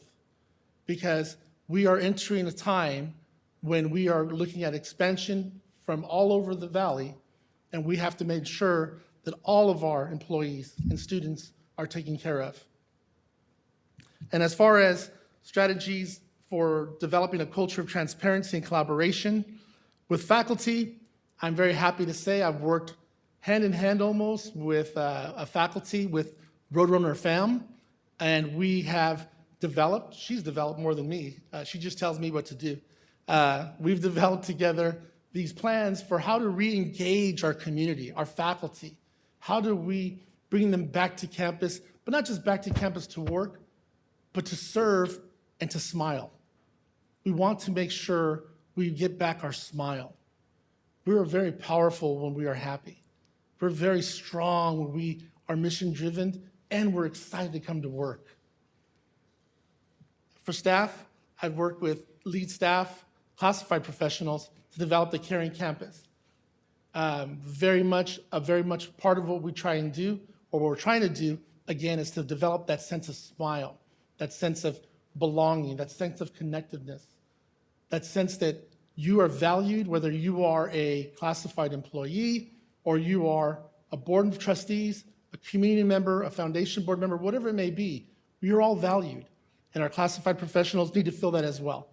And through the efforts of some of our classified staff, our Caring Campus initiative is going to help us get there. And lastly, with the board, developing relationships with each of the board members, but specifically with our work with the ad hoc group in accreditation, trying to make sure that our board and the college addresses the recommendations set forward by ACCJC. It's a collaboration. It is definitely a labor of love led by 2 trustees who really believe in this process. And all the board is in support of that. And that takes transparency, it takes communication, it takes trust, and it takes a lot of work. And it's that work that I'm willing to do and that I've always been willing to do, and I'm very proud of. We'll now move to our Q&A session, which will last 30 minutes. These questions were submitted by members of our college community through our online form. I'll be reading the questions, and you will have an opportunity to respond. Question number 1. Why should you be selected as the next superintendent president for College of the Desert? Thank you for that question, Dee. That's a great question. And I think it's more, why would I want to be the next president, superintendent? I have a strong belief in family, as I've already said. And that belief in family is rooted in a deep love and appreciation for the people with whom I work and with I serve every day. And in that vein, I want to be a part of that. I want to be part of the Roadrunner family for long term. I want to be part of a community that aspires to be great, that's rooted in love, and that desires more than anything to serve. I want to be part of that. I want to be part of a community, a COD, whose best days are not behind them, but whose best days are looking forward. I want to be part of a COD, College of the Desert, that aspires not only to serve, but serve greatly. I want to be part of that story. I don't want us to be that college that has a lot of nice trophies and awards that we've won and that we point to and say, look what we've done. I want us to be a college that looks forward and say, look what's possible. Look what's possible, and each one of us, no matter what chair you sit in, can make that happen. That's the college I want to be a part of. So why should I be selected as the next president? Because I believe in my heart that I can help us go there. I can help us go there. Not just me, but I believe my experience, I believe my values are shared with this community, and I believe together, paired together, that it would help us move forward in a direction that we all could be proud of COD again. Not that we're not proud of it now, but we want to show the state and the nation, the county, the city, and all the naysayers that COD is the best college in the country, bar none. I want to be part of that. And I believe I'm the right leader for that. Thank you, Mr. Martinez Garcia. As the new leader of College of the Desert, how will you increase morale and instill stability and leadership in the campus community? I think the biggest thing there is I have to go to my coaching days. There's a book that came out about 10 years ago, maybe more than that, and it's been so long I've been coaching, called 5 Dysfunctions of a Team. And it's very similar to Maslow's hierarchy of need. And the basic principle of this leadership model is every team, every institution, every organization, every family operates under this hierarchy of needs that's centered around trust. A family has to have trust. Similarly, an organization has to have trust. So as a leader of the College of the Desert, the way I try to increase morale is I try to build trust with the constituent groups all around me. If I say I'm going to do something, I will do everything I can to follow through. And if it's not possible, I go back and I try and work out how we can get to a situation to where we may be able to meet the needs of whatever constituent group I said we were going to do something for. I try to follow through and communicate. I try to take the time to get to know each individual within each, if I could, each bargaining unit, because I want them to believe that I would never do something to hurt them, in the sense that if I'm making a stance against saying no against something or saying no to something, I want them to believe that there was a good reason behind it. And I want them to value that I would do that for them. And I have an open door that lets them come in and say, why did we do this, or why didn't we do that? Matter of fact, I've had one faculty who doesn't even knock. I think she just walks in now and just kind of tells me what I need to do, which is I'm okay with, because I don't believe I have all the answers. Matter of fact, sometimes I think I have more questions. But together, we can find all the answers. And I want to work, and I do work as much as I can with all the people that are interested in any given initiative or any given situation to find those answers. And what I want to do specifically with those groups is let them know that I care, because I really do. I spend 4 days a week in the desert. My family, my son, I don't see him 4 days a week. I don't see him. I miss his swim meets. I miss his games, But I choose COD. He chooses COD also. He chooses COD because he knows what his dad is doing is important. And he allows me the time to do that. And I want everyone to know that, because I'm here not with an agenda. I'm here with a spirit of cooperation, a passion for education, and more importantly, a spirit to serve. And that's how I think I try and build morale and instill stability at the college. Thank you. Our next question is, what strategies will you use to increase and maintain enrollment? How will you use the Enrollment Management Committee to accomplish this? Great question, Mr. Dean. The Enrollment Management Committee, I've been fortunate to sit on as a Vice President of Instruction and a Vice President of Student Services. And in both instances, I've been able to work with two incredible Senate presidents. And I think we all feel the same, that is, our Enrollment Management Committee could use a retooling or a refocus. What is our purpose? And what I mean by that is we need to start looking at more data-driven, making more data-informed, decisions. Becoming more familiar with our dashboards. Here at the college, the institutional research team led by Dr. Agai and the amazing Larry Mueller have put together these great dashboards that we need to use more frequently and more in depth. And with that, we can focus in on the gaps that we have with enrollment. The thing is, since we've come out of the pandemic, the college has been chasing its tail to try and just get back to where we were before the pandemic. We've had changes in leadership, we've had changes all the way around, but the college itself, at the faculty level, the staff level, are trying to scurry around to get some traction around this thing about enrollment. And I think through the efforts of the Enrollment Management Committee, we could kind of put some points and targets for our community. This is what we're trying to achieve. This is when we're trying to achieve it by. And that's established in our enrollment management, plan. But we need to do a better job of showing the faculty, showing the staff, showing the community how to access that data, and in explaining where we are at and how did we get there. So what strategies would I use to increase enrollment?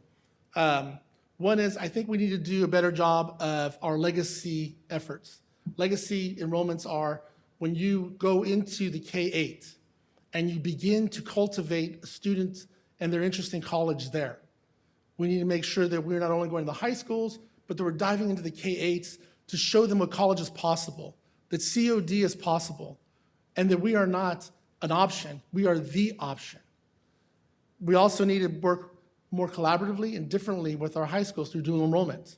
We've had our bumps and our bruises, and we're learning through that process. And it's a collaborative process, but it's one that we're capitalizing on, and we are achieving a lot of our goals that we've set out. We are growing dual enrollment. We grew over 40% last year because of the efforts of the faculty who are very interested in promoting this program, but as well as the people on the back end who ensure those enrollments are occurring, and the teams that go out to go register them and promote the dual enrollment, different options the students have. Then, of course, the big one for me is, how do we keep the students that we have? How do we keep them? When you have a fall-to-fall persistence rate of 50%, we are losing many of our students. From a business model, that's terrible. We're at 50%. That only works in the NBA if Shaq is shooting free throws. He gets to make $7 million. The rest of us should be asking ourselves, Why? Why are we losing so many students?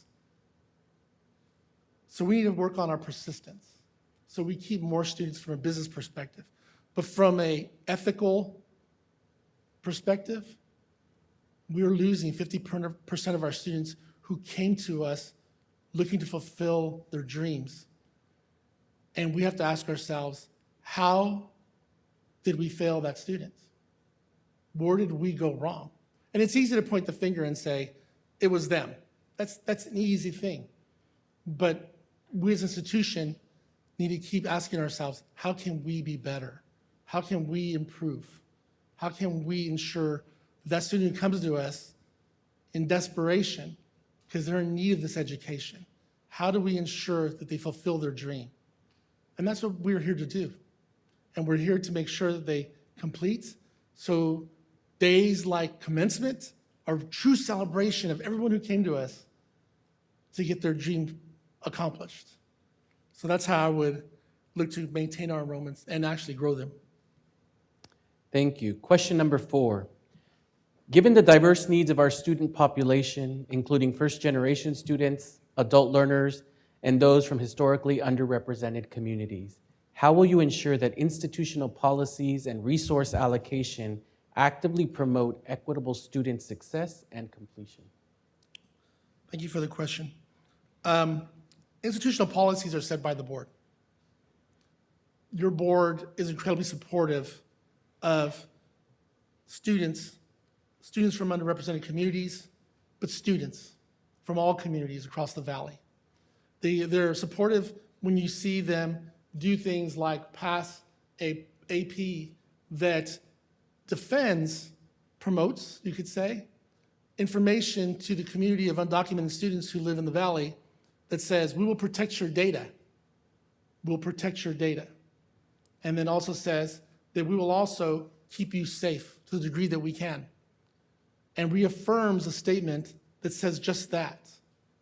So that type of support is so important to have at the board level because the board drives institutional policies.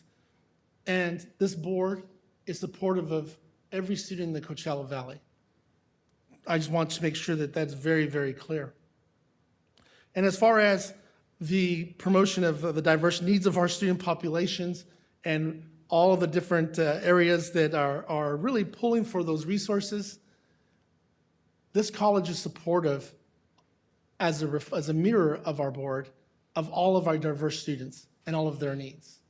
If you just have to take a walk down over by the Pride Center and the Dreamer Center and the Black Student Success Center and all the centers that we have down there to see the commitment of our institution to our underserved populations.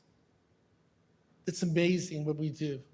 I've been down there and I've danced once or twice, and I've actually dressed up a couple of times myself because you just get caught up in it, the spirit over there. And the students love it, they celebrate it, and they're grateful.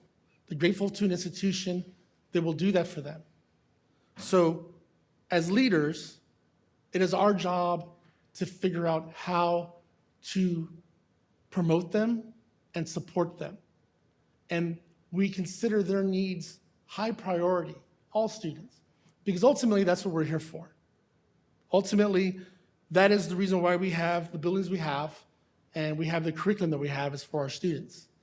I'd love to say it's because when I was teaching, I was a great teacher. I had a room full of students, but it really wasn't. They were there for a purpose. That purpose was to graduate, and they, in turn, needed something, right? They needed to be felt like they belonged. So the way I would ensure that we have the resources allocation is I do work through our prioritization process, our PEP-ups, and our PRUs to ensure that the money is going where it's supposed to go. But then I want to work, and I do try and work with our foundation to make sure that we support where those gaps are in funding. We have a very supportive foundation, incredible foundation.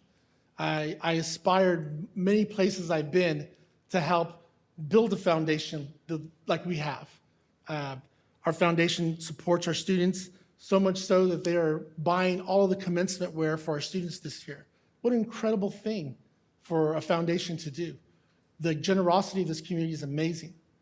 So leveraging the PRUs, the PEP-ups, the foundation to fill the gaps, and then working with the grants office to identify further gaps. If the PRUs, the PEP-ups can't cover the item that's needed or the resources that are needed, and then the foundation can't cover it, working with the grants office to figure out how we can short-term and long-term cover that gap so that we have students getting what they need, departments getting what they need. It's very important to me that when we go through this process, that all of our staff, faculty, team across the campus remember why we do what we do. These resources don't belong to us. These resources belong to our students. Not to be hoarded, not to be kept away or hidden. These resources need to be given so our students can be successful at the maximum level of funding possible. And we don't get much from the state, but we need to ensure that that occurs.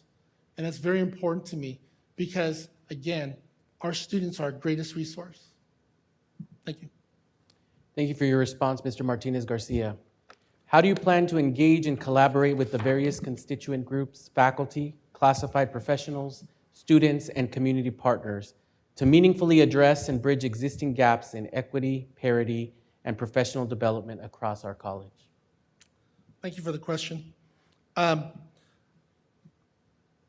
thing that I love about this campus is we are not afraid to have hard discussions. We are okay with looking at ourselves and having that discussion of a need. And I really envy our work that we've been doing with our diversity committee and our equity committee to have those conversations. In about 2 weeks, we're going to have a discussion around undocumented students and how the college supports those students and how, in turn, the faculty, staff, and community can support those students, where the students can get the resources and all of the stuff that they need to know. I love that idea because it's engaging in a discussion right now that nationally is not one that people want to entertain. They're running from it. COD is running at it. We're running towards it. We celebrate things in some areas that they don't celebrate. And that's a reflection of the community we live in. The Coachella Valley is extremely supportive of diversity. We celebrate it. Every month almost, I think there's a celebration going on, and they're wonderful to see. And COD is a microcosm of that in the sense that we celebrate those same types of efforts, and we promote them. We go to them. We walk with them. We bring them here to our campus. And we do so because we want our students to know they belong. We want them to know they belong here, and they're safe here, and they're welcomed here. And we would not be here without them. And that helps us address the equity gaps, because we are providing access to students across the valley in ways that I did not know were possible. Coming from the Central Valley, where we don't talk about LGBTQ+. We don't discuss undocumented students. And it pained me for years being in the Central Valley because I thought we were shutting out our students. Here at COD, we open up that access. We bring them on. Now, moving forward, how do we close the gaps? That's a great question. Innovation, transformation. The way we teach will transform the way our students learn. I had a great experience recently, almost a year ago. I went to Oliphant Elementary, and I was walking through Oliphant Elementary. They have an incredible setup on how they are teaching their students for tomorrow. The part that frightened me was those students are not ready for that tomorrow here at COD. So we have to match that. And recently we attended a trip to Austin to look at our Palm Springs efforts around Accelerator and what that would look like for teaching and learning. And I was so inspired by it because this may not be a silver bullet, but I know what is not, doing things the way that we've always done. Working with key faculty, the Senate, to examine ways that we can transform teaching and learning is one of my biggest goals coming out of that trip. Because not only can we change education in Palm Springs, we can bring it to the Palm Desert campus and then to the East Valley. But why wait? Why wait? That's the question I ask myself. Our students can't wait. Equity gaps can't wait to be closed. Let's do it now.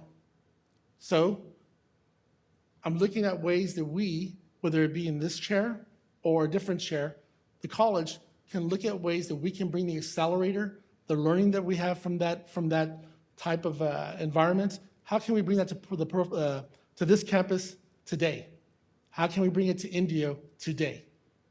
While Palm Springs is being built and learning from our experiences that we could have today in Palm Desert.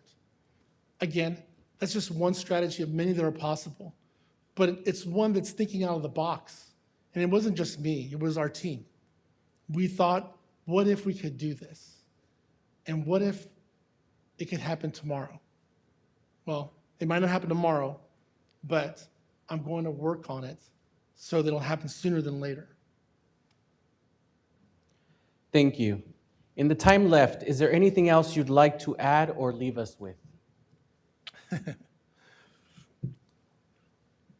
So I am humbled by this opportunity to be before you today. If you knew my history in academia as a student, I'm dyslexic, I have a learning disability. This is the last place I would have ever imagined myself to be, ever. Because I was told many times that this would not be possible or could not be possible.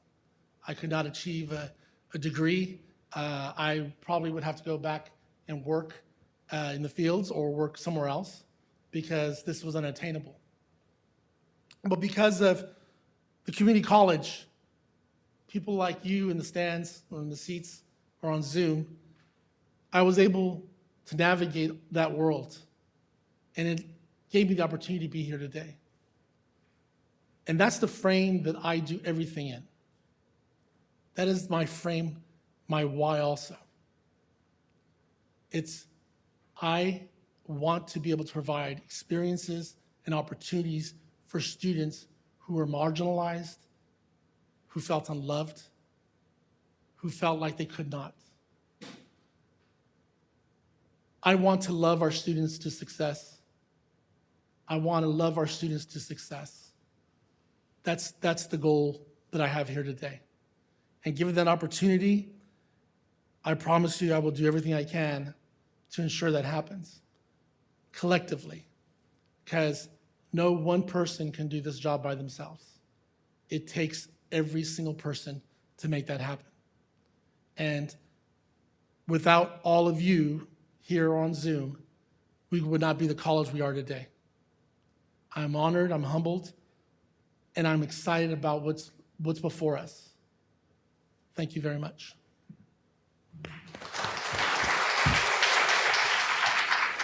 Thank you, Mr. Martinez Garcia, for sharing your vision and insights with us today.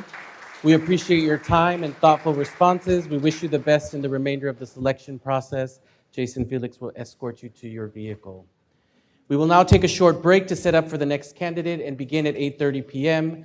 Again, restrooms are located outside of the theater, with the men's restroom on the east side of the building and the women's restroom on the west side of the building.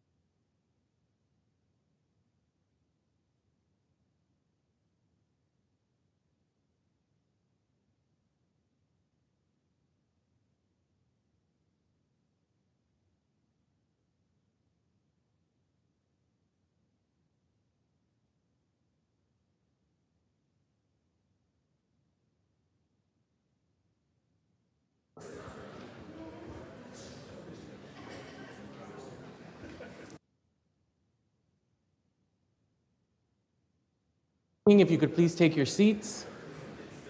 We are ready to begin.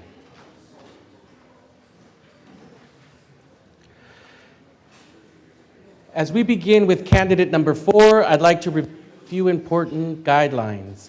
Please silence all mobile devices to avoid interruptions. We ask that all audience members remain respectful and quiet during each portion of the forum to allow the candidates to be heard clearly. Unless absolutely necessary, please refrain from entering or exiting the theater during the finalists' forum. For those watching on YouTube, we thank you for joining us virtually. I'm pleased to introduce Dr. Monica Chahal, who currently serves as the interim president of Clovis Community College. Dr. Chahal, thank you for joining us this evening. We have a total of 45 minutes together, which includes a 5 to 7 minute personal introduction, a 10-minute oral presentation, a 30-minute moderated Q&A session, which includes 6 questions. I'd like to introduce you to our designated timekeeper, Felicia Frausto. She will assist us in keeping each segment on track using visual cue cards visible to the speakers and myself. At this time, I invite Dr. Chahal to begin with your personal introduction. The floor is yours. Well, good evening, everyone. Is it okay if I just stand over this way? Thank you so much, first of all, for being here. It's a long day, I'm sure, for all of you, and this is right at the tail end of I'm sure, what's been busy. So I appreciate you being here. It's always nice to have an audience when one is intended to speak to a crowd. I appreciate the opportunity to tell you a little bit about myself. It's a tremendous honor to be here. I have over 30 years in the community college system. What started out as a job that was going to just sort of be for 1 year while I figured out exactly how to get into law school, turned into a career. I started working at the local community college and I never left. It was a wonderful place for me to be, an amazing place for me to learn and to grow and to serve in ways that I had not expected. I come from a family of teachers, and the last thing I wanted to do was to be a teacher. But in the classroom, I found the greatest joy that I possibly could in terms of a professional career. I started as a classified professional at that local community college while I worked on my master's degree in English. Spent 8.5 years learning and growing. Worked, then transitioned into a part-time faculty position, and then made the transition into full-time teaching at the sister college. And that is really where I began to really experience and learn a lot more about participatory governance. As a classified professional, I had begun or helped to begin a classified senate. We didn't get very far with it, but it was a nice introduction. But when I began as full-time faculty member at Woodland, that is where I really began to understand how the stakeholders work together on behalf of the institution. And so I held various leadership positions, basic skills coordinator, English department coordinator, and I was about to begin a year of serving on the bargaining team for the faculty union when I was asked to serve as academic senate president because our senate president was stepping down. So with that began my journey into participatory governance, and what a learning that was for me. From that, I transitioned into administration, and the last 12 years have been spent in various administrative roles, leading me to where I am now as interim president at Clovis Community College. I think what has driven me through all of that and what guides me in the work that I do is that I get to serve students. I get to be around students. I get to be around people who are making their dreams come true, and I get to be part of their journey.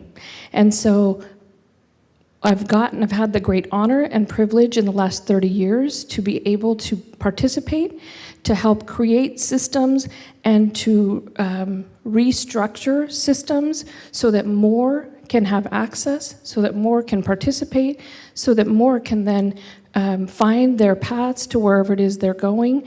And that has been the greatest joy. And so to be away from my own family, I can think of no other place than to spend my time than to be alongside the students that we get to serve in this system. Additionally, I would say that community is a driving force for me. So I grew up in an Indian home where I learned that the individual was very important, but the group was even more important. The family unit was most important. And over the years, that family unit has grown to include not just my blood family, but friends and those who entered my life and supported me and for whom I am a support. Those became family, and my work family is my family. So the individual is important, but the place that I hold within those various family units and the role that I play in helping to preserve that family is very important. And that's the approach that I take when I come to work every day. That, along with the participatory governance work that I've done in the past and the various leadership positions that I've held in the past, all come together then to also provide a great foundation to ensure that I am doing the best that I can on behalf of the students that we're all here to serve.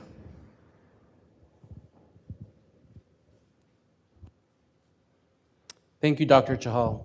We will now move to the 10-minute oral presentation portion. The question all candidates were asked to address is, given the challenges posed by budget cuts, declining enrollment, and high leadership turnover, how would you approach stabilizing the institution while fostering trust, financial sustainability, and long-term growth? What strategies would you implement to enhance student recruitment and retention, strengthen shared governance, and cultivate a culture of transparency and collaboration among faculty, staff, and the board? Please provide specific examples from your past experiences or innovative solutions you would consider. Dr. Chahal, you may begin your presentation. Thank you for the question. That was multi-layered and very complex. And I think I'll start with the acknowledgement at the beginning that we are facing some challenges and that College of the Desert is facing some challenges. And I'll start by saying we all have challenges. And so when we have lots of people, lots of opinions, lots of ideas, and multiple paths forward to accomplishing our goals, inherent in that kind of a system are challenges, because we will have to collectively figure out how best to move forward, how to get past those challenges. So the challenges are not unique to any institution. We all face them at every institution. Budget cuts, especially enrollment, especially after the pandemic, with its ups and downs, those are common to all institutions. And I think what makes an institution healthy and what allows us to make progress and to move beyond the challenges is how we respond to those challenges. And for me, the best path forward and the best way to ensure a healthy institution is that we work together. We work collectively for the greater good. And so, as with that family unit that I described, it's about taking the skill sets and the talents of every single individual who is part of that family, and then leveraging those skill sets to determine how best to move forward. And you know, we don't always get exactly what we want in every situation. And so one of the challenges is that we work through the differences that we have to figure out a path forward. So I'll start there. And I'll say that people are our most valuable resource. There is, and so first and foremost, we have to take care of the people that make up this institution, that make up this family. And we have to create a culture and a climate that allows every single person to feel valued and to be seen and to be heard. And so the extent to which we And I, as a leader, help create and foster an environment in which people feel safe enough to express themselves, to voice their opinions, even when they are not the most popular opinion. I think that speaks to how effectively each of us is doing our jobs. And so my perspective is that as a leader, currently as interim president, it is my job to ensure that I understand the challenges faced by my team. What are they experiencing? What is getting in their way? What is most frustrating for them? And where would they like some more support? Through all of that, I can then begin to use the skills and the resources that I have to begin to make the path easier for them. And when we find a way to acknowledge the needs of the people who work around us, who are doing the hard work, when we find a way to truly hear each other, and when I say hear, the listening is the critical piece here, right? Because when someone is telling me about themselves and their path and their journey, I need to be prepared to hear with an open mind and an open heart what they are saying to me. Not preparing to say what I think I have heard and what I want to say, but to truly hear what the person in front of me is saying. I think that's most important. So in terms of fostering trust, I think it is to ensure that folks know that I am here, I'm listening, and that I'm responsive to their needs. Through that, of course, as we gel as a team, we've got to take care of the business side of the house and ensure that we are financially stable and healthy as well. And given that we are coming out of the pandemic, these times are a little bit more challenging. We have waiting for us the implementation of the student-centered funding formula. And so that was put off for a few years, and coming out of the pandemic, building back the enrollments, those combined together make it just a little bit more difficult to do what we have to do. But my approach to that is to study the institution, look at the data, look at the health of the institution at the moment, what's happening, where are the gaps, who are the students, what does the community look like, who are the folks that are serving the students, and from all that begin to understand what the institution is all about. Understand in terms of the student-centered funding formula where we have opportunities to grow, where we have opportunities to perhaps fill in some gaps, and then look overall at the institution to see in what other ways could we be serving that might allow us to grow. Are there academic programs that we could add that will allow us to add to the transfer degrees, for instance? That is part of the student-centered funding formula. So what do we have happening there? And you all have an extensive list of programs that you already offer. Are there opportunities for more? Are there ways in which we could provide the support that our students need that will help them along that path to completion? What certificates could we potentially add that would allow us to address the needs of the community and the local industry? So how do we begin to assure that we are doing everything we possibly can to maximize the funding that comes to us from the state chancellor's office, from the state?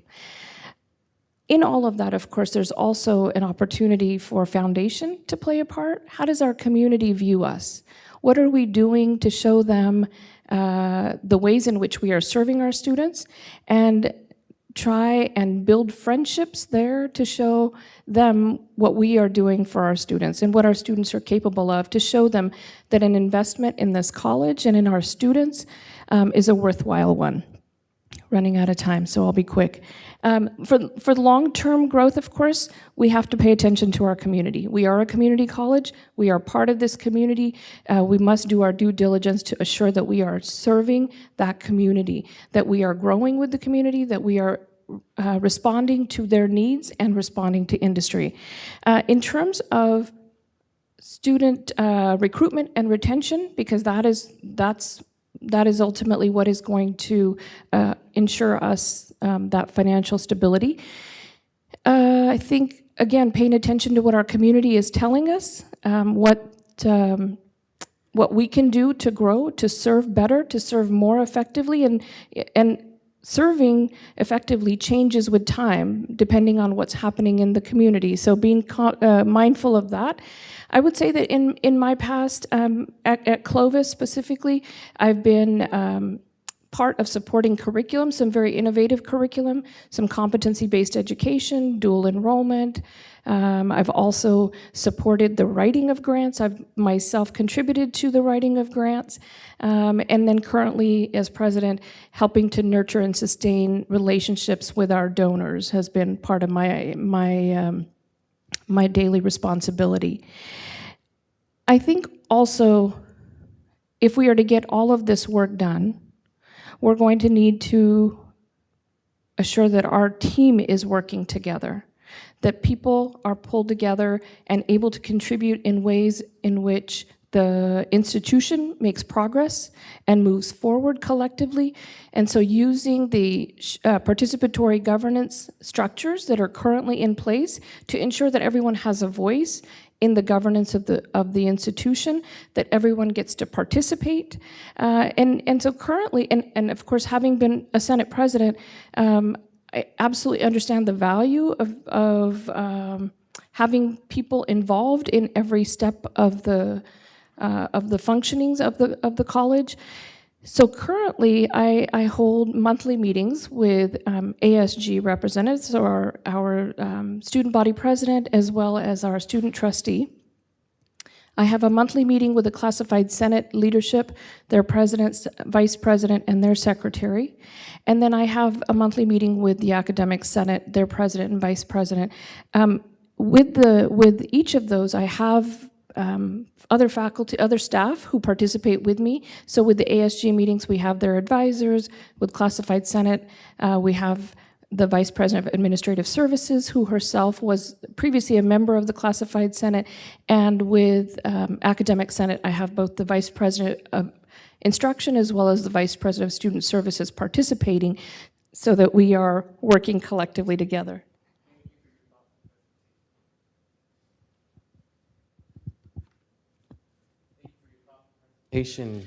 Dr. Chahal. In the interest of time and to ensure we have adequate time for questions, we'll now move on to the Q&A portion. Question number 1, why should you be selected as the next superintendent president for College of the Desert? Well, you have many good options, and rightfully so. You've a beautiful college. You have a wonderful community. I had the opportunity at the first interview to begin to explore. I've had additional time with this visit to begin to explore all that is available in the area. So you are, of course, fortunate in that you have many options available to you. I bring experience with 30 plus years in the system. I've been a member, I like to joke, of almost every constituency group we can find on a college campus, with the exception of the police. I've not been a member of the Police Officers Association, but I've been a student, part-time, full-time student. I was what we now on my current campus, what we call an enrichment student. When I was in high school, I took classes at the local community college. And the very first class that I took, I was not yet licensed to drive, so my dad would drive me and then sit in the library and read while I was in class and then drive me home. So I've been a student, I've been a classified professional for more than 8 years. I've been a part-time faculty member, I've been a full-time faculty member before serving as an administrator. I see no better way of spending my time than in a community college. We do so much good work, and it's hard work. But my experience allows me to understand the role that each member plays on the campus, and I am committed to fully serving every individual on our campus, and students and staff alike. At the start of this semester, with the many directives and the executive orders that were coming our way, I wanted to be able to check in with our most vulnerable students, and I did that by pulling together the team of faculty and staff and administrators who serve the most vulnerable on our campus. And I wanted to know from them how our students were doing, but I also wanted to know how they were doing. Because the work that they do each and every day in serving our students, especially at a time when people were feeling most vulnerable, I knew was going to create hardship for them. And our first 2-hour meeting turned into a 3-hour meeting, and from that has grown a collective group of individuals who have worked together over this semester, including me, to provide a response to all that is happening around us and to help our students navigate the changes that they are, and we are all experiencing together. So what I bring is a passion for the work that we do. What I bring is a love of serving in this system and a commitment to every individual on the campus. I value every single person who works here and who studies with us, and that is what I bring. Thank you, Dr. Chahal. Our next question is, as the new leader of College of the Desert, how will you increase morale and instill stability in leadership in the campus community?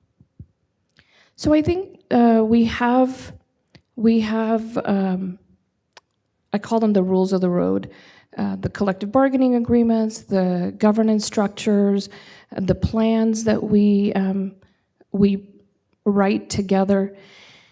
All of those provide direction. All of those provide a structure within which to operate and how to move forward together. And I think that when we agree to the rules of the road, and when we agree to communicating openly and honestly, and allowing folks to express opinions and express their ideas, whether they are popular or unpopular, and then we are responsive to those ideas, that we begin to create a culture where folks feel like their work is worth something, and that they are valued for their ideas, they're valued for their work. And so I think using the structures that you all already have in place, following good on my promises. I don't like to say things that I don't like to promise things that I cannot do and accomplish. Listening to people, ensuring that we are using the existing structures to talk to one another, having open and honest conversations. Those are sometimes conversations are difficult and dialogue is hard, but I invite and welcome all viewpoints. In fact, when I at a previous institution, when we were having some conversations surrounding dual enrollment, and I knew that there were folks who did not like the idea of dual enrollment, and I wanted to be sure that they were joining in the conversation, because when we discuss openly, we can actually talk through the challenges and the differences in opinions. If we don't come together to talk about them together, we're not going to make progress through it. So I had a couple of folks who I knew should be part of the conversation. I made sure, published that agenda. This was not a Brown Act body, but I published the agenda, made sure everyone had received it multiple times. I wanted to be sure that folks were going to come to the table and have this conversation with me, so we did. And the people that I was most concerned about came. We had a conversation. We didn't solve everything in that meeting, but we certainly made progress. And what they saw from me was a commitment to hearing without interruptions, without dissuading them, without countering them, but truly listening to what they had to say about the challenges of that particular topic for us, and then working through it together to begin to address the challenges that were being raised with me. And so when we begin to work through concerns like that together, and we do it together, and again, not everyone will get everything that they want at the time that they want it, but we do it together, That, I think, helps us build trust, it helps us make progress, and we owe that to our students. So all the distractions that come from not collectively or collaborating together, those interfere with us being able to do the work we have to do on behalf of our students and for our community. So if we can get to a point where we acknowledge our differences, where we speak respectfully and collegially with one another, where we model what we teach our students, and that is that we value all opinions, and that we will hear you, and we will work through this together, that leads to progress of the institution on behalf of our students. Thank you. What strategies will you use to increase and maintain enrollment? How will you use the Enrollment Management Committee to accomplish this?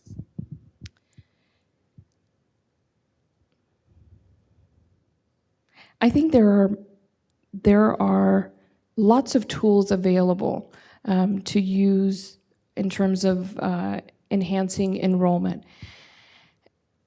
So technology is wonderful, but I think we also have to take a look at what our numbers tell us. I do, at the college where I worked prior to Clovis, we didn't have access to lots of the technology at that point. So I used to do a manual chart system, for lack of better words. I had a counselor tell me one time, I don't think we have enough of area, and I can't recall which area, but we'll just say B. We don't have enough of area B in the summer schedule. And so I charted out, I made a chart of all the courses that we were offering based on the areas of transfer, and wrote out each class, counted manually how many classes. It was a small school, so we didn't have hundreds upon hundreds, so it was easier for me to do. But I did sort of a manual count and realized, well, they were right. So then collectively we began to figure out what could we do to make up for that difference. So I think when we look at our numbers, and I'm assuming that you have access to more than just manual counts, but looking at what we're offering our students, looking to see what's most well enrolled, where are the wait lists, where are there gaps, where are we falling below the caps for our classes. Are we ensuring that students are able to finish their programs of study in a timely manner? So if we say 2 years, are they getting out in 2 years? What are we doing with our scheduling to ensure that they get out in 2 years or in a timely manner? How are we scheduling classes that are complementary? So if I'm a chemistry major, but I have GE courses that I'm going to be needing, how are we scheduling so that I can efficiently work my way through the GE plus the majors courses to be done in a timely manner?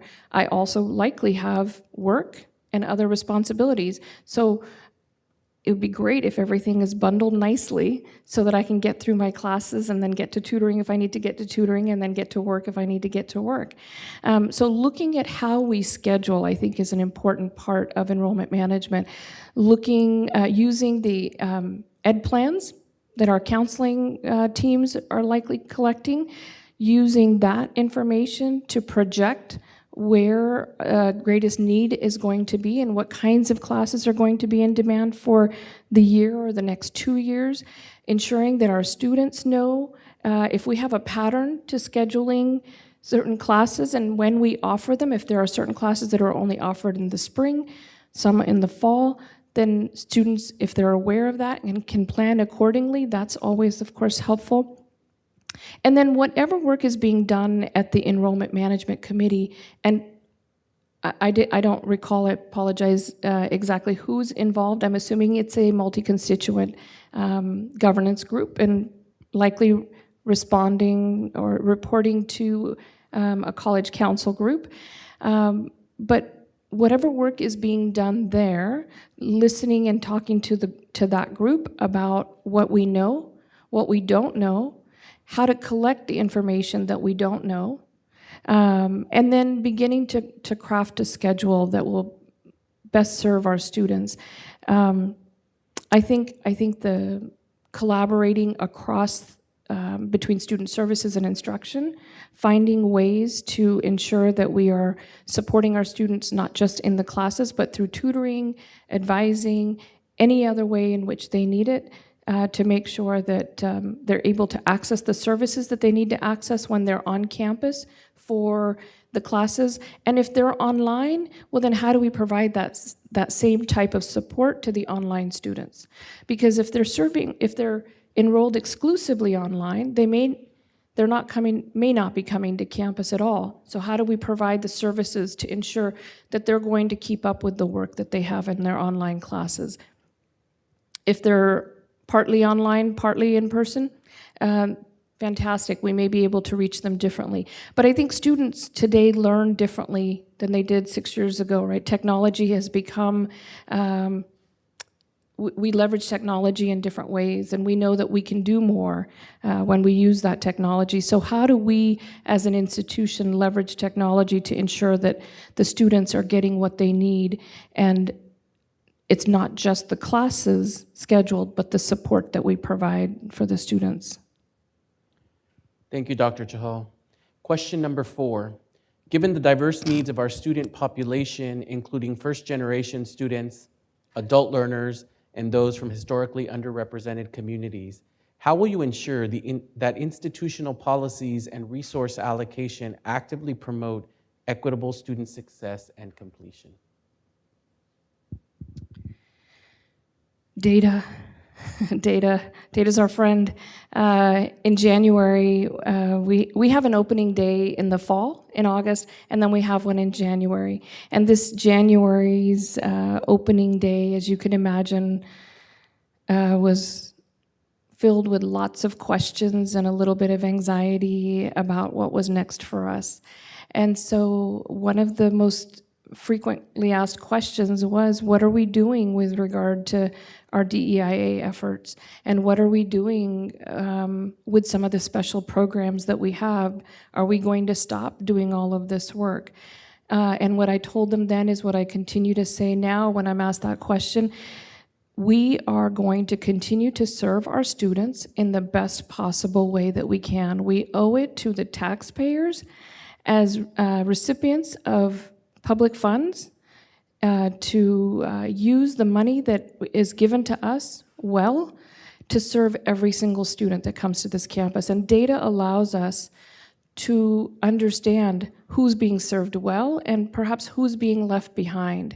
And so looking at that data to determine where can we do more? Where can we serve differently? Where can we serve more efficiently? And I think that frequently some of the populations that we talk about and some of the ones mentioned in this question, that is where we began to see patterns. And in working with, and again, I think that there's so much to be gained from working collaboratively between instruction and student services, business services as well, of course, because you need to be able to pay for all of this work. But to partner up between and to collaborate between student services and instructional services to ensure that we can provide for our students in the best possible way. And so adult learners and their needs are going to be a little bit different perhaps from another group that we're serving. But really looking at each group, looking to see the ways in which they are doing well and the ways in which perhaps they're being left behind. When I first arrived at Clovis, my boss, the president, then said to me, we have a group of students, we have Hispanic students who are taking STEM courses, they're enrolling, they're not succeeding at the same rates as some of their counterparts. And so maybe we need a Title V grant to begin to look at how we can support this group of students in STEM classes. So I, in my first 6 months, led the effort to write that Title V grant and in providing wraparound support for our STEM students, Hispanic students enrolled in STEM courses. And through that, and through the conversations that I had with faculty and classified professionals about what they were noticing in their interactions with students, from that I was able to pull some ideas into that grant, which we then shared out with the college community through the Academic Senate and department meetings about the ways in which we thought we could serve this population better. And some of the ideas that came out of that we included in the grant was paid internships, because we know that our students' internships and the practical experiences are important for them to know what they're getting themselves into with each major. But compensation is also really important. And so we were looking for a job developer who would help us develop some of those types of opportunities for our students. We also knew that to transfer, in STEM especially, research and conducting primary research makes you more competitive as a transfer student. So we built in a research symposium and opportunities to conduct primary research with faculty. And that program coming out of Title V has become one of our most popular programs on campus. We now really have to break it up into two parts and have a smaller symposium earlier in the semester and the large one at the end of spring semester, where students are presenting on poster boards the results of their primary studies conducted in collaboration with faculty leaders and faculty mentors. And they have an opportunity at the research symposium to describe the work that they've done, and from that have come opportunities for those students that perhaps they may not have had to participate in research in this way. So I think when we use data, we find new ways of serving, and we then use data to continue to check how effectively we are implementing those strategies and how effectively we are doing the work, to make sure that where we need to check and where we need to make adjustments to how we do it, that we're doing that, and that we're making the improvements we need on behalf of the students. Thank you. Our next question. How do you plan to engage and collaborate with the various constituent groups, faculty, classified professionals, students, and community partners to meaningfully address and bridge existing gaps in equity, parity, and professional development across our college? So this will take time, but again, I think with the idea in the opening that people being our greatest resource, this is really the most important work, I think, that I see the president superintendent doing at the beginning, to ensure that we can pull together as a team.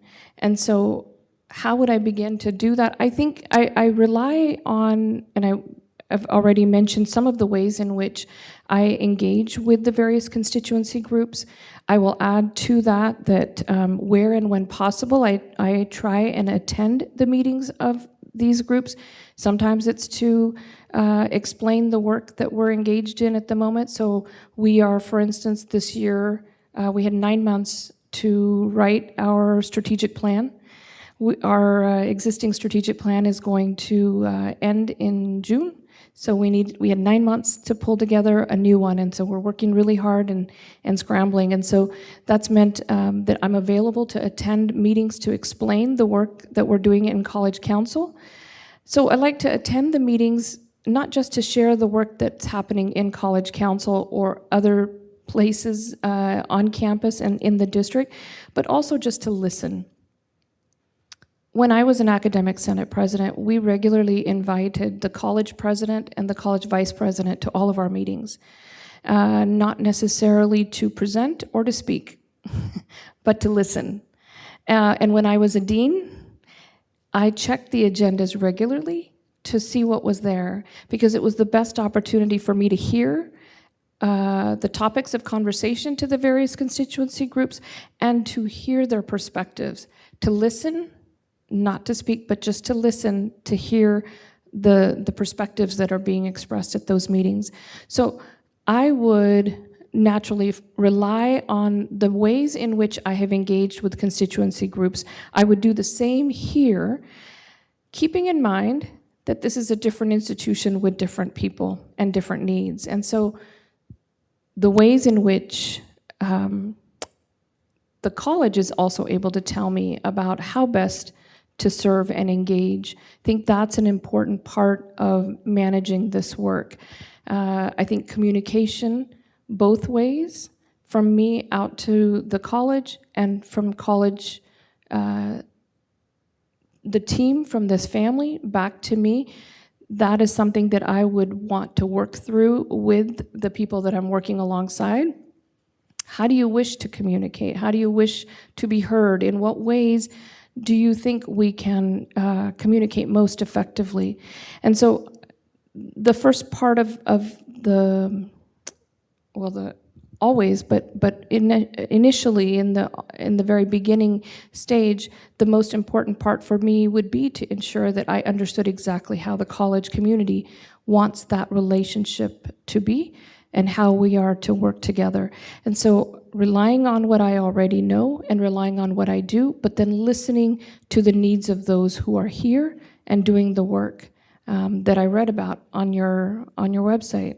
And you're doing some amazing things. So how do I help to keep that going? And that is something that I would want to hear more about from the college. Thank you. In the time left, is there anything else you'd like to add or leave us with tonight? I think you all are doing some amazing work. And congratulations, I read about the 5 awards, I believe, from the community college. I want to call it the PIO group, but it's not the PIO group. But the fact that you're collaborating with students, you're showcasing the work of students, you are reaching out to the community through the various centers that you have to serve. This is a large area, and to ensure that the populations in various areas are being served effectively, to have transportation available for them. So clearly you are doing some amazing things, and what you're keeping in mind is how best to serve the students in this area. I would love to be part of that. I'd love to be part of this family.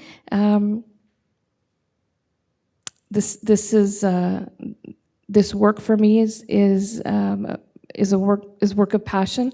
I love what I do, and I see that what you're doing is making a difference in the lives of the local community, and it would be an honor for me to continue to do that work alongside of you, and to help with making progress on behalf of the students that you're serving.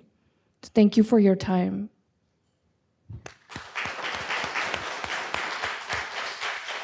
Thank you, Dr. Chahal, for sharing your vision and insights with us today. We appreciate your time and thoughtful responses. We wish you the best in the remainder of the selection process. Jason Felix will escort you to your vehicle. Thank you. Thank you so much. Thank you for joining us tonight. That concludes the forum for tonight. That concludes our Superintendent President Finalist Forum. I want to thank all 4 candidates for their participation today and for sharing their visions for College of the Desert. If you completed the Presidential Search Forum feedback form, please turn them into Misty Santana as you exit. Next, the Board of Trustees will conduct final interviews with each candidate in closed session. The board is expected to announce their selection for our next Superintendent President during an upcoming meeting. For more information about the search process or for updates, please visit the collegeofthedesert.edu website. Thank you all for your attendance and engagement in this important process for our college's future. This forum is now closed.